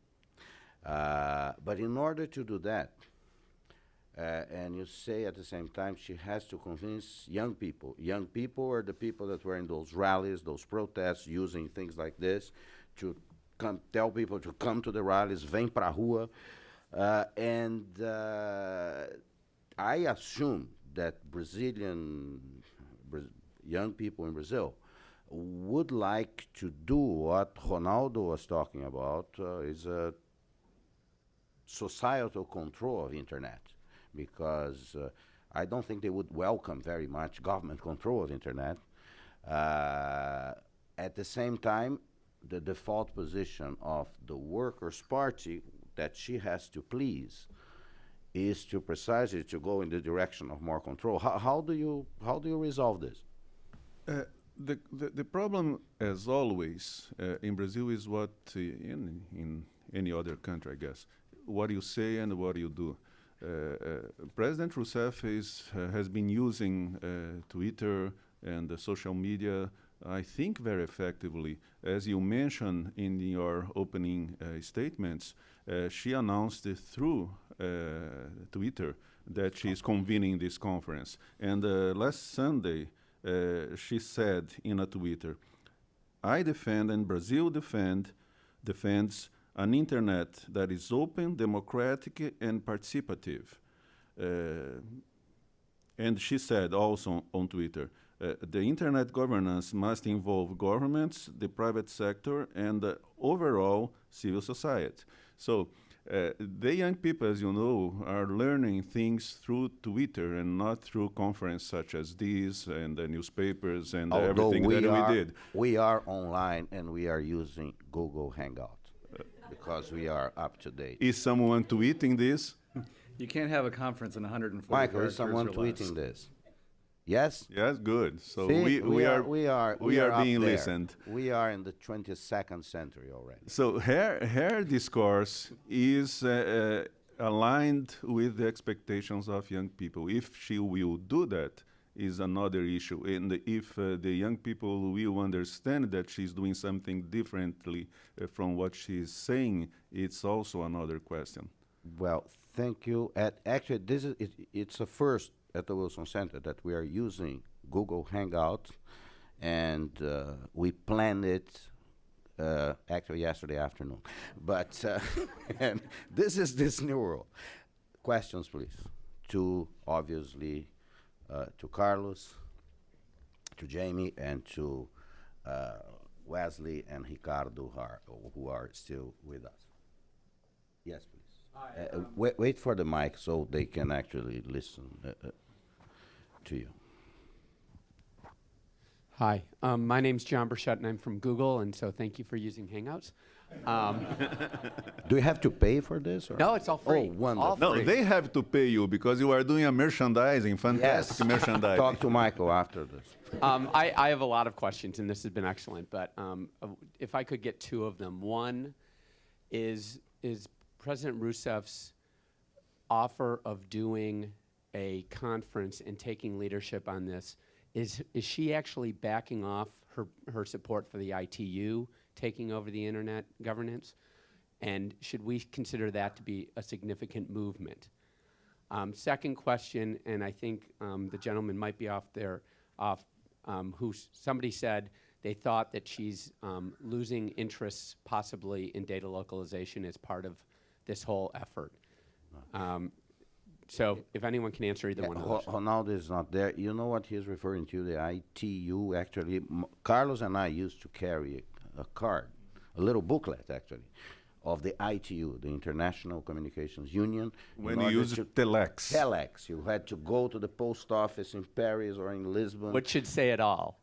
Yeah, and telex. Telex is a telegraph, a glorified telegraph. And we had, so there was international governance of telegraph and telex, but the internet seems to be another animal. But what do you... I don't know how to answer this question. Perhaps Ronaldo does. If President Rousseff would back off from the ITU governance, is that right? Well, it sort of sounds like in her statements that she has offered some type of a conference and offered to sort of be the key negotiator to do a third way. Maybe. Yeah, what she has been saying, and I think she said something like that at the UN, is that the present governance is dominated by the United States, and that's not possible. So I think she's launching a proposal to form a new framework, or I don't know if a new body, a new organization, but where, from her standpoint of view, more countries would be taking decisions other than only the United States. That's her vision. That's what I'm sure she has been proposing. If this will happen under the umbrella of ITU, or under the umbrella of a new organization, or under the umbrella of the UN, I don't think it's already explicitly said, but I'm not a specialist in this Well, area. let's hear from Jamie, and then I would like to hear also from Wesley and Ricardo Senes. Yes. Sure. So I am not at all qualified to comment on Brazilian domestic and foreign policy, but my sense is that, like the United States, Brazil is a very complicated country, both economically, socially, and politically, and that as we saw in the United States on issues of online infringement and some other areas, there was a divergence of views among not only among political parties but within political parties, and so it's not surprising that there isn't clarity on this right now. Yeah, and I happen to know that President Dilma's general counsel, who... Oh, may I try to answer this question? Yeah, just one information. President Dilma's general counsel worked for Google until he joined this position. So people are informed about these issues. Or there's no ignorance about what is at stake. People in the government know precisely what are the implications. But Ricardo Senes, go ahead. Yeah, by coincidence, yesterday I was in a meeting with the Brazilian Foreign Affairs Ministry. This was a meeting among the BRICS countries. The issue wasn't internet, but this, in aside talks, this issue has been raised. Actually, I think the direction of Dilma to the foreign ministry is to start consultations in two different ways. One, that's the traditional way, that means it's more or less the same proposal that Lula made in 2003 and 2004, that was internet governance through a United Nations forum. Can be the ITU or other possibility, but this would be, I would say, the traditional way of taking global governance. Of course, this proposal, this direction has been presenting a lot of resistance, including domestically, mainly from the private sector. The private sector is very much afraid that this kind of governance will affect very much the participation of the Brazil in internet market globally. So the resistance for this proposal is very high domestically. The second alternative that I would say that it's also under consultation would be another kind of global governance that would be much more close to the Brazilian model that will combine different stakeholders, would be representatives from the NGOs, from the universities, from the governments, and also from the private sector. I think there are these two possibilities, and Dilma demand for the diplomacy to make consultations in these two different directions. Okay, now just one thing that I kind of knew that, but I was talking to Professor Google here to instruct me about the ITU, which has now 193 governments and 700 private sector entities and academic institutions. Obviously, the ITU assigns the location. It's about radio, so they assign the location in the radio spectrum. That's why they were created. Obviously, there is no such thing on the internet, right? Technically, can you explain the governance issue? Because, for instance, as the organization that assign names and numbers, right? What can be regulated, if anything, in terms of internet? Because if there is an entity that kind of has a regulatory role, is ICANN, by consensus. Yeah, so just one other point on the last thing, which is that my understanding at the IGF in Bali, Minister Bernardo, the Minister of Communications, spoke strongly in favor of the multi-stakeholder model. And he and Anatel in the past have been appeared to be more sympathetic to ITU, but we were really happy to. But ITU is not only a state. It's not only a state organization. It's more like along the lines of what you do. Well, except for the fact that ultimately it's the member states, it's the governments that only member states, only governments have a vote. Only governments and others participate at the discretion of either member governments or the Secretary General. And they are a UN-based organization. They are a UN-based organization. The way we are not a regulator. ICANN, when it was stood up, it was stood up in part to take over some technical functions that were required in order for the domain name system to work, which is assignment of names and IP addresses. The way we develop policy is through a multi-stakeholder policy with civil society, private sector, the economic actors in the domain name system industry, government, technical community. And the policies that they adopt become part of contracts that ICANN has between itself and registries, which are the operators of top-level domains, and registrars, who are the retail-facing organizations that sell names. We are not a regulator in the sense that we don't have a government sanction. We don't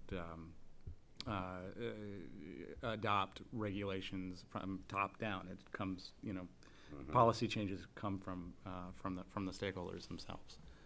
One thing. No, more questions? Hi, Jeff. Jeff. Oh, well, No, I got the microphone, right? Yes. Okay, that counts. Rush.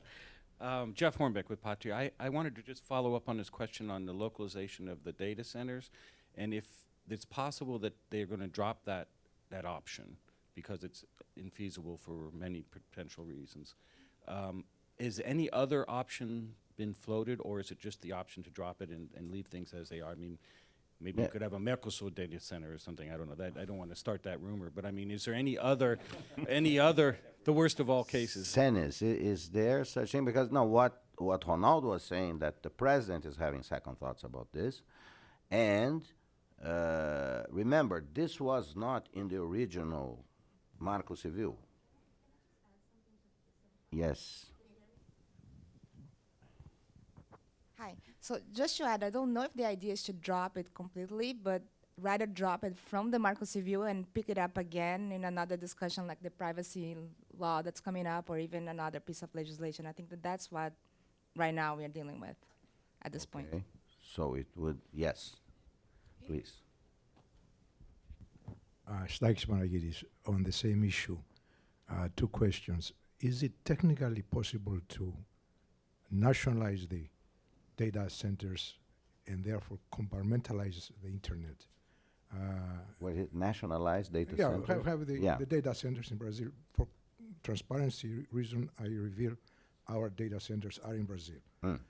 But is it technically, given the structure of the internet, will it make a difference in the flow by having the service in Brazil? There is a second question is the cost. There is some talk that Brazil wants to avoid directing communications through the United States, especially through the Miami, the connection, the cable there. The cost, are there any estimates of the cost of localizing the data centers in Brazil? And the third question is, it just occurred to me, are there any implications for doing that immediately in terms of the services to the World Cup and the Olympics? There are all kinds of implications which may be in trying to locate the data centers in Brazil as compared to the structures that we have now. No, on the second question, right, this is to, the World Cup is tomorrow, and we are going to win, but if you're interested. But on the other one, on the other question about is it physically, technically possible to locate? Because what Ronaldo was saying is this is a matter of infrastructure. You have to have the high-speed backbones, the fiber optics, and all the stuff that. Does it make a difference, Senes, or Carlos? Where is Ronaldo? Ronaldo is He left. left, somewhere, MIT. Yes, I can try to give some information. I think, as Carlos Eduardo mentioned, the way that Dilma politically will deal with this question will be probably a combination of some electoral response for the youth, for the other constituencies, but at the same time, she will try to guarantee some way of controlling this internet. So I would say that the scenario, even though I think it's not possible to fully separate, to disaggregate what would be the exclusively domestic information or domestic individuals that are users of internet from the other case. I think technically it's very, very, very much complicated. But what I think Dilma, or you probably will support, is the same model that she's proposed for the oil and gas, for telecom, for health industry. What would be this model? The idea is to create a state-owned alternative for some kind of business, some kind of market.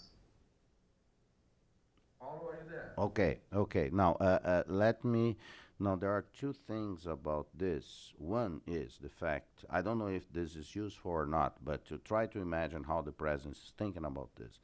This conversation is related to another conversation we have had in Brazil and we have had in the Workers' Party about control of media. There are some people in Brazil that believe that you need, because of the concentration of media ownership, that you have to change the regulatory framework for social reasons. Everything is done for social reasons, and that you have to provide, social control of media. I think that social control of media and control of media is exactly the same thing. Exactly the same thing. Dilma Rousseff has resisted that idea. She has resisted pressures from within the Workers' Party to impose any sort of control of media, saying that she prefer the noise of the street.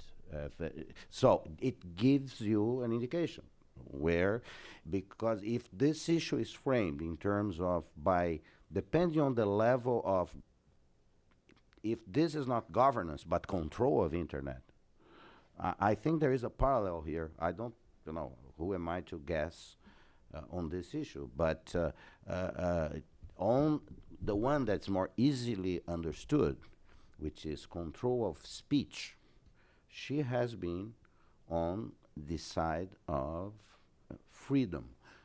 That's why I prefer the noise of the streets. So in the internet, because is there a way of governing the internet without controlling speech? Is there? I don't understand how. I assume that her instinct would be, if she is consistent with what she's saying regarding media control, that what Ronaldo said, that she is having second thoughts about this, doesn't surprise me. Now, we have a question right there. Yeah, I'm Milton Mueller at Syracuse University and the Internet Governance Project. I want to focus on this relationship between the Rio conference has been proposed and ICANN, because apparently the president of ICANN proposed this idea to Dilma, and it was then accepted, and they're running with it. First of all, the rationale that you gave for this conference, Jamie, sounded almost exactly like the rationale for the Internet Governance Forum that we created 7 years ago, 2006, I guess it was 7 years ago. And so what is this meeting going to do that isn't already done by the IGF?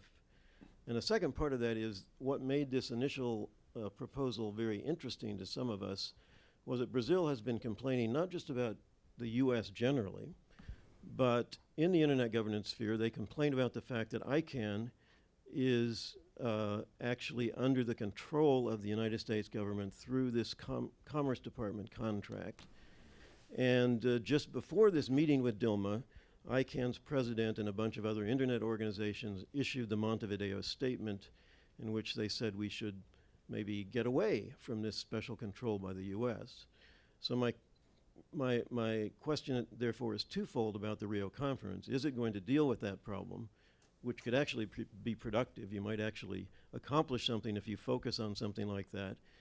But secondly, when Dilma talks about equality of governments in handling this problem, does she mean that instead of the US supervising ICANN, we're going to have 192 governments supervising ICANN and stepping into this US role?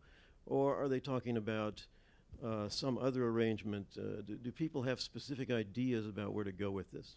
And notice that he just mentions the Rio conference. I didn't know. Is it in Rio? Initially, I think it was announced to be in Brasilia. No, so move I it don't- to Rio, please. But, It's yeah. nice. Okay. Sure. So, Milton, I'm really glad you asked those questions. And I'm going to start with the second one first, about the contract that ICANN has with the Department of Commerce to perform certain technical functions. When ICANN was stood up, we had in the original sort of founding documents, even before it, there was a directive from President Clinton to turn over the management of the DNS to the private sector. And that included the then existing contract under which USC performed certain technical functions for the U.S. government. And it was contemplated in these founding documents that ICANN would maintain this contract, and the contract would go away no later than within 2 years. It's obviously been longer than 2 years. Fast forward to 2011, when the Department of Commerce put the contract out for bid again.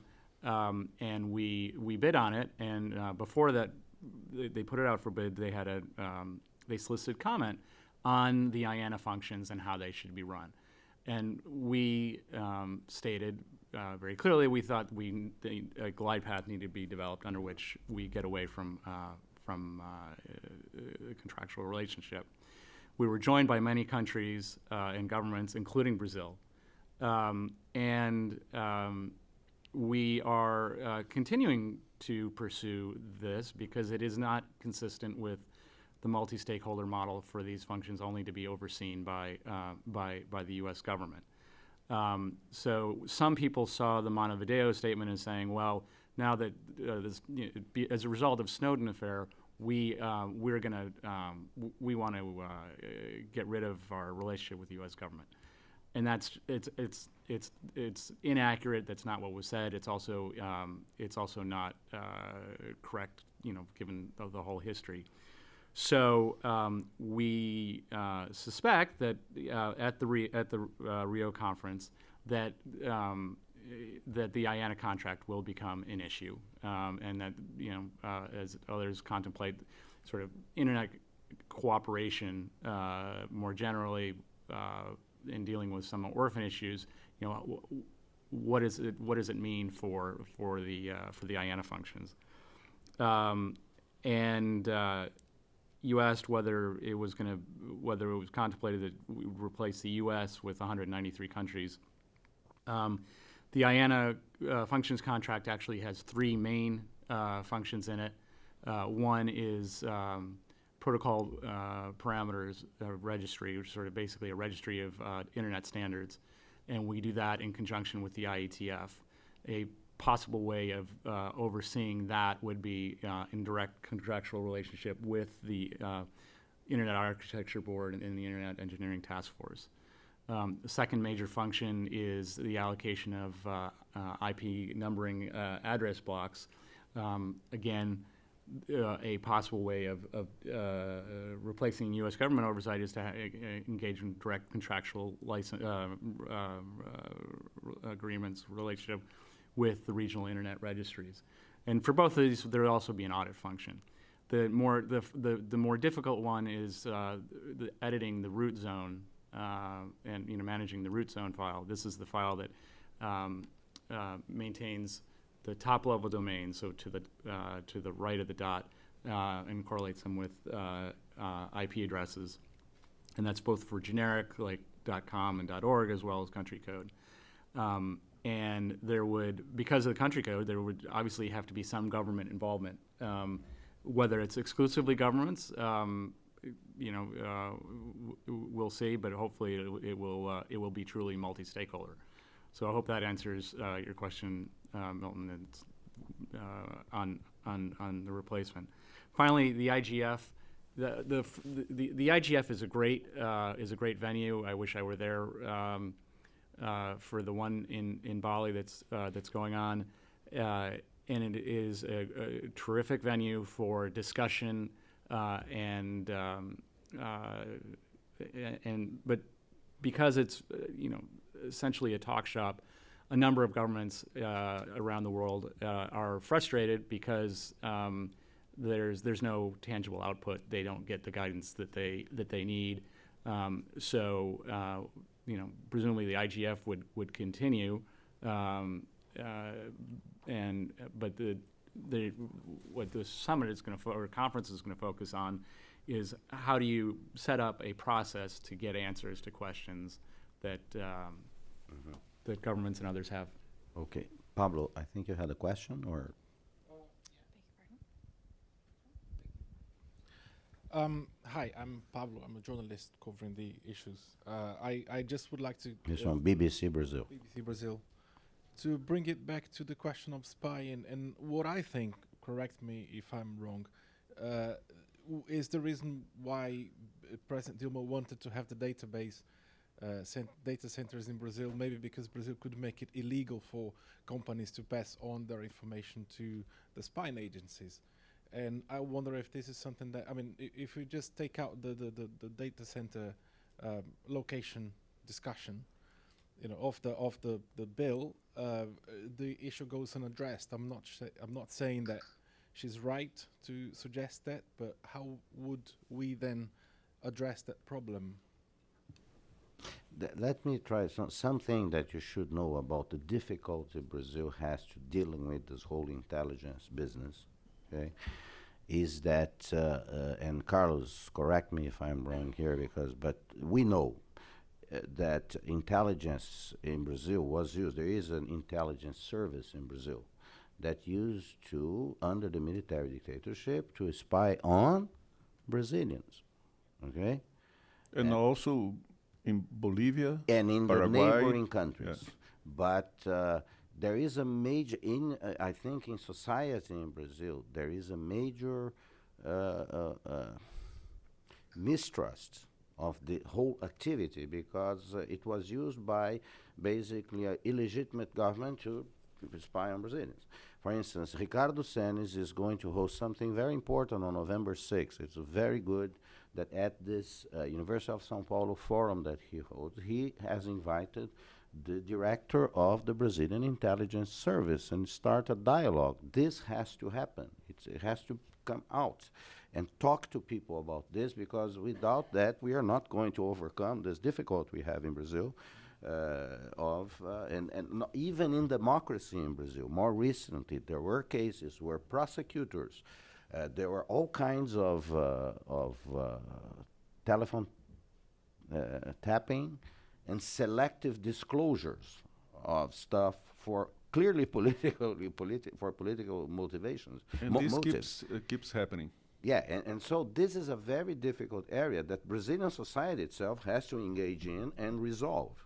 There are people that occupy public elected office and public employment in Brazil that feel free, and I have never heard of any punishment to anybody involved in this kind of activity in Brazil. So it complicates the issue, and maybe it makes it even convenient politically to say, oh, other people are spying on us, etc., and deflect a little bit the attention, although there is a legitimate concern, and actually even communications by the U.S. government referring to the whole controversy say Brazil raised legitimate concerns, and Brazilians, including the ones that do not vote and don't particularly like President Dilma Rousseff, are very uncomfortable about the idea that the president of the country is being a target of snooping by foreign powers, especially the ones like the United States and Canada that Brazil see as friendly nations. But trying to answer your question, you have a good point. One of the most important strategies to reply to the NSA espionage is nationalizing or putting in Brazil the data centers. But there are others. And she has already announced one, which is to have a Brazilian-run email system, Brazilian government-run email system. And there is the best one that she didn't announce yet, is to invest hundreds of thousands of dollars in innovation, research, in order to allow Brazilians to have and to create, to design systems for the internet. Just one question I think a question from here that was not answered. In terms of capacity, the network, it's that we know in Brazil that the cell phone, the G3 thing, is not working very properly because the networks collapse, because it's not, the infrastructure of the cell thing is not enough. We have to expand it. So imagine what could happen in terms of internet traffic if you try to regulate that thing and put it in Brazil. Yes, please, I'm sorry. It's me? Yes. Hi, my name is Silvia Ayuso. I'm a journalist as well from the German press agency. And a bit keeping up with the same question with the NSA. My question is, also given Brazil's background with the spying on their own citizens, is it really a good answer from foreign spying to nationalize something, to put it in a country? I mean, maybe it's not in Brazil right now with a strong democracy, but is that an answer that might not be dangerous also for other countries to copy, to say, we're going to put our things in our nation. I've been living in countries where the state control was nowadays like Cuba on every communications. So my concern would be also to be spied in my country by my own government if there's a more national control of it. And wouldn't there be a third way to avoid things like that, like NSA spying? Yeah, but let me, yes. A point of clarification. Sorry, can you just pass it down? A point of clarification. The proposal on the table in Brazil to add to Marco Civil is not forced data localization, it's data mirroring. So that data that flowed back and forth between services in other countries, anything that came from or going to Brazil would also be cached and saved in Brazil. So it wouldn't do anything to prevent, it wouldn't do one thing to prevent the any NSA, and if you were talking about doing it in pure localization, you would be cutting off Brazilians from all the internet services of any companies that aren't located in Brazil. So, I mean, could it technically work? You could always make something technically work, but would Brazilians end up being second-class citizens and getting all of the services coming into Brazil 5 years later than they're currently getting them? Absolutely. No, and there is another thing that I read somewhere. It's if you do this, it doesn't ensure that people that want to spy on you won't be able to. They were spying on you because the spying is done through, I don't know how it's done. It's satellite. There are all kinds of ways of doing those things, and it doesn't depend. The database may be wherever it is. Who else? No. The other difficulty in this debate we're talking about Brazil is spying. It says Brazil does not, with the exception of the cases that he mentioned. This was, from what I remember, revealed in the media in Brazil during the dictatorship. There was an active program of keeping, watching what was going on around us. I don't know now. It is alleged in Brazil that Brazil does not do international spying.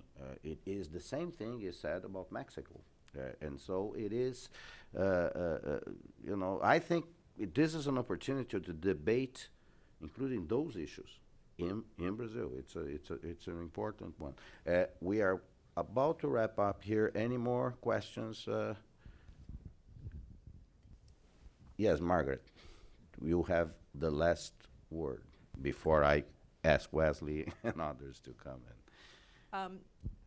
I think following up on what you just made, are we not having a rather naive discussion about whether governments don't spy, entre comillas, on other governments, and partly to understand what's coming so that they can act more responsibly, and partly for other purposes perhaps. So and reflecting on a conversation I had with an old diplomatic friend from Brazil, isn't this what governments do?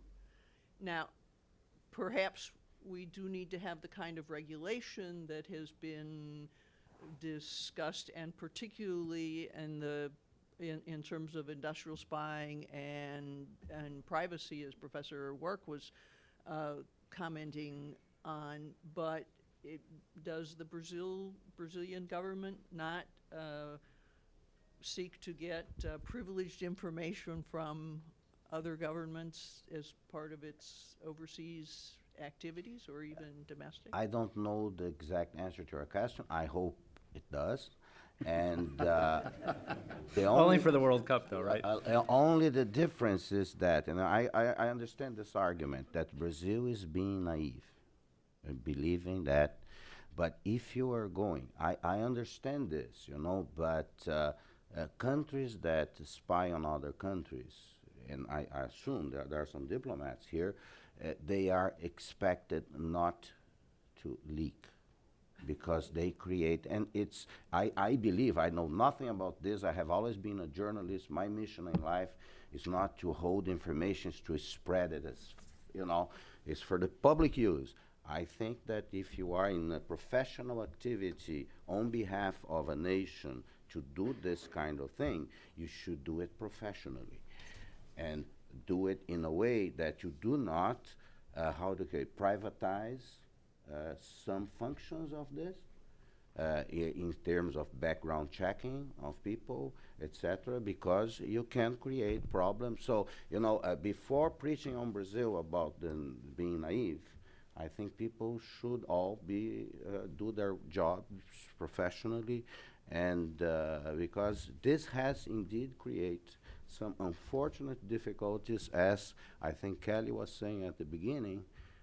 There was a lot of effort and sincere effort, in my view, on the part of President Dilma Rousseff, on the part of President Obama, to mend relations, to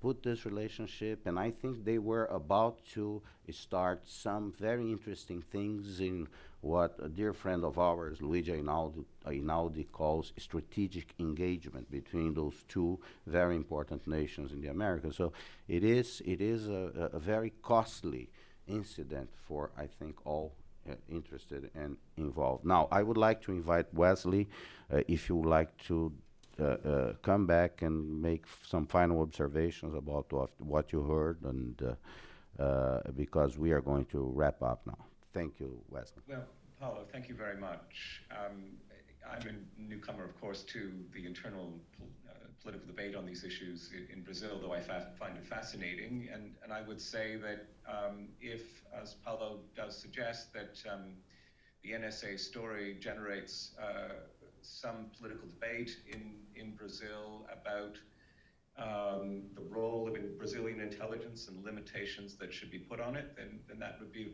very good thing. In terms of the sort of naivety question, which I think is a good one, I think everyone should understand that governments spy on other governments, and this is not against international law, and it's not against international norms, and it's not going to be stopped. If Brazil, both its government and its people, want to do something about this in the context of Brazilian-American relations, there are two things it seems can happen. The Brazilian government can talk to the American government about the targeting of Brazil, talks which I assume are underway already, if not planned for the future. And I'm sure similar talks will take place and should take place between Brazil and Canada.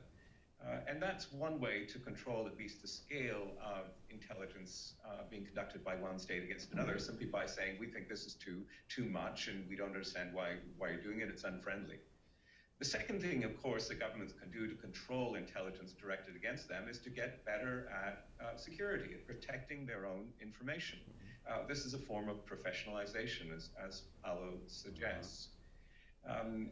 But this is all, it's essentially counterintelligence. It's long been part of what governments do alongside the more aggressive intelligence gathering. I think the real issue that comes out of the Snowden revelations on intelligence gathering in Brazil really has to do with the extent to which the internet is penetratable by global intelligence gathering agencies, and what's to be done about that. And I don't think, to be honest, there's any obvious answer to that. And I think, frankly, from an outsider's, and I apologize for this perspective, the Brazilian reaction in terms of creating a kind of nationalized data center capacity is simply political rhetoric. It's technologically unfeasible, and it would certainly not stop what I presume it is intended to stop, which is intelligence gathering against it. So I do hope that, for the sake of everybody's sanity, that particular idea gets dropped. But there is a larger issue about keeping the internet open and available, and this is where internet governance becomes a very two-edged sword. We want the internet to work. Well, I don't think we want the internet to be governed, and particularly not in the way that states like Iran or Syria or China or Russia want to govern the internet. And I hope, frankly, that Brazil doesn't want to govern the internet in that kind of way either. Okay. Thank you very much. Ricardo Senes. Just to stress a point here that represents a little bit my perception about this topic. As we said, when Dilma include this internet governance and internet spying and other issues, everything in the same basket, and try to give a political answer to this. I think this is actually the risk that we are seeing in the scenario. Of course, I agree with you all that the response for the spying or any foreign agency to gather information in Brazil, it's one kind of answer. It's a kind of answer related to cybernet security. It's something completely different from the nationalize the data center, etc.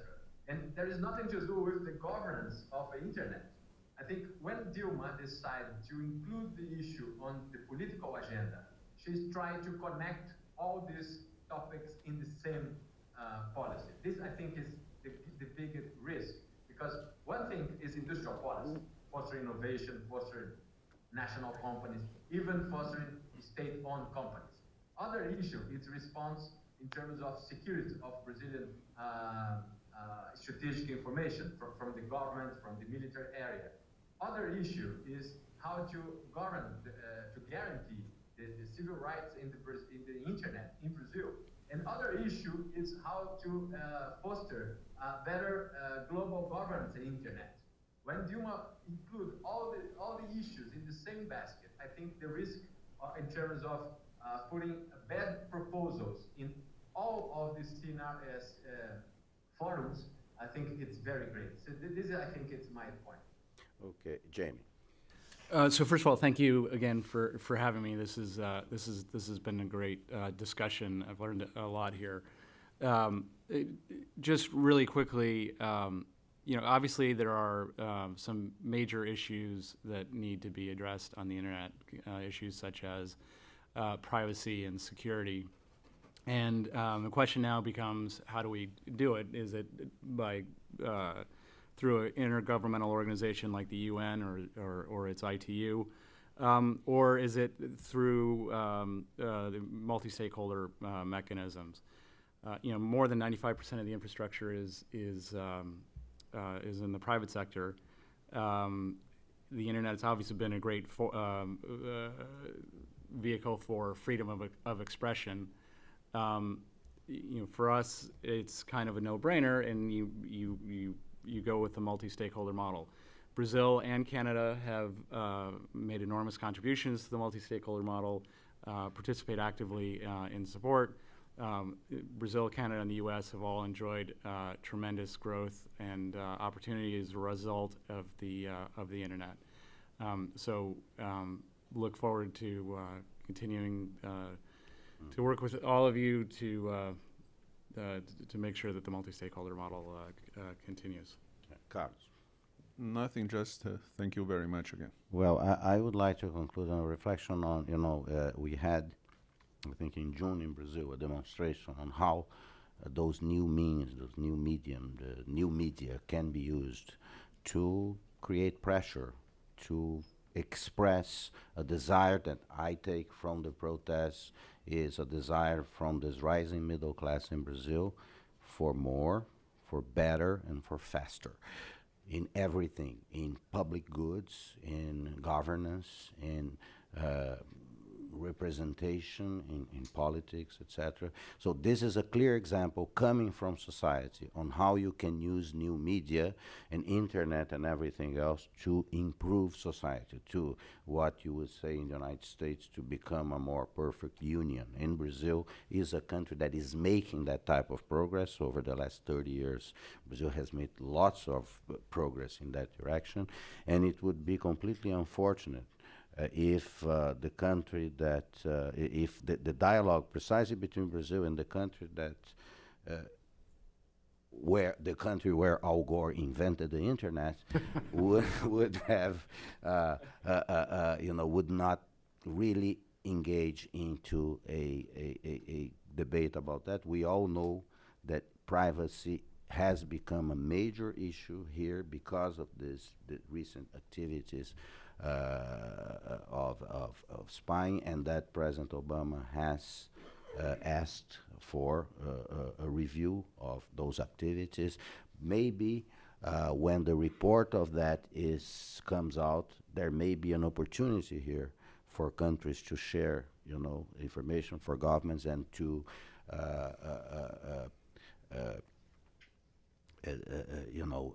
relations, in this case, that is our interest, Brazil-U.S. relations, to be back where it probably could be, should be, and we assume that this will take a while, and in 2015, there would be a possibility for President Dilma Rousseff, if she is re-elected president, or whoever is elected president, if she is not re-elected, to come to Washington and deepen this relationship and including this topic into the conversation. With that, I would like to thank Jamie Hedlund, Kelly Mayman, Ronaldo Lemos, Ricardo Senes, Wesley Work, and Carlos Ins da Silva very much for being here, for sharing with us their thoughts, and we are going to continue on this issue, and thank you very much for being with us. Thank you.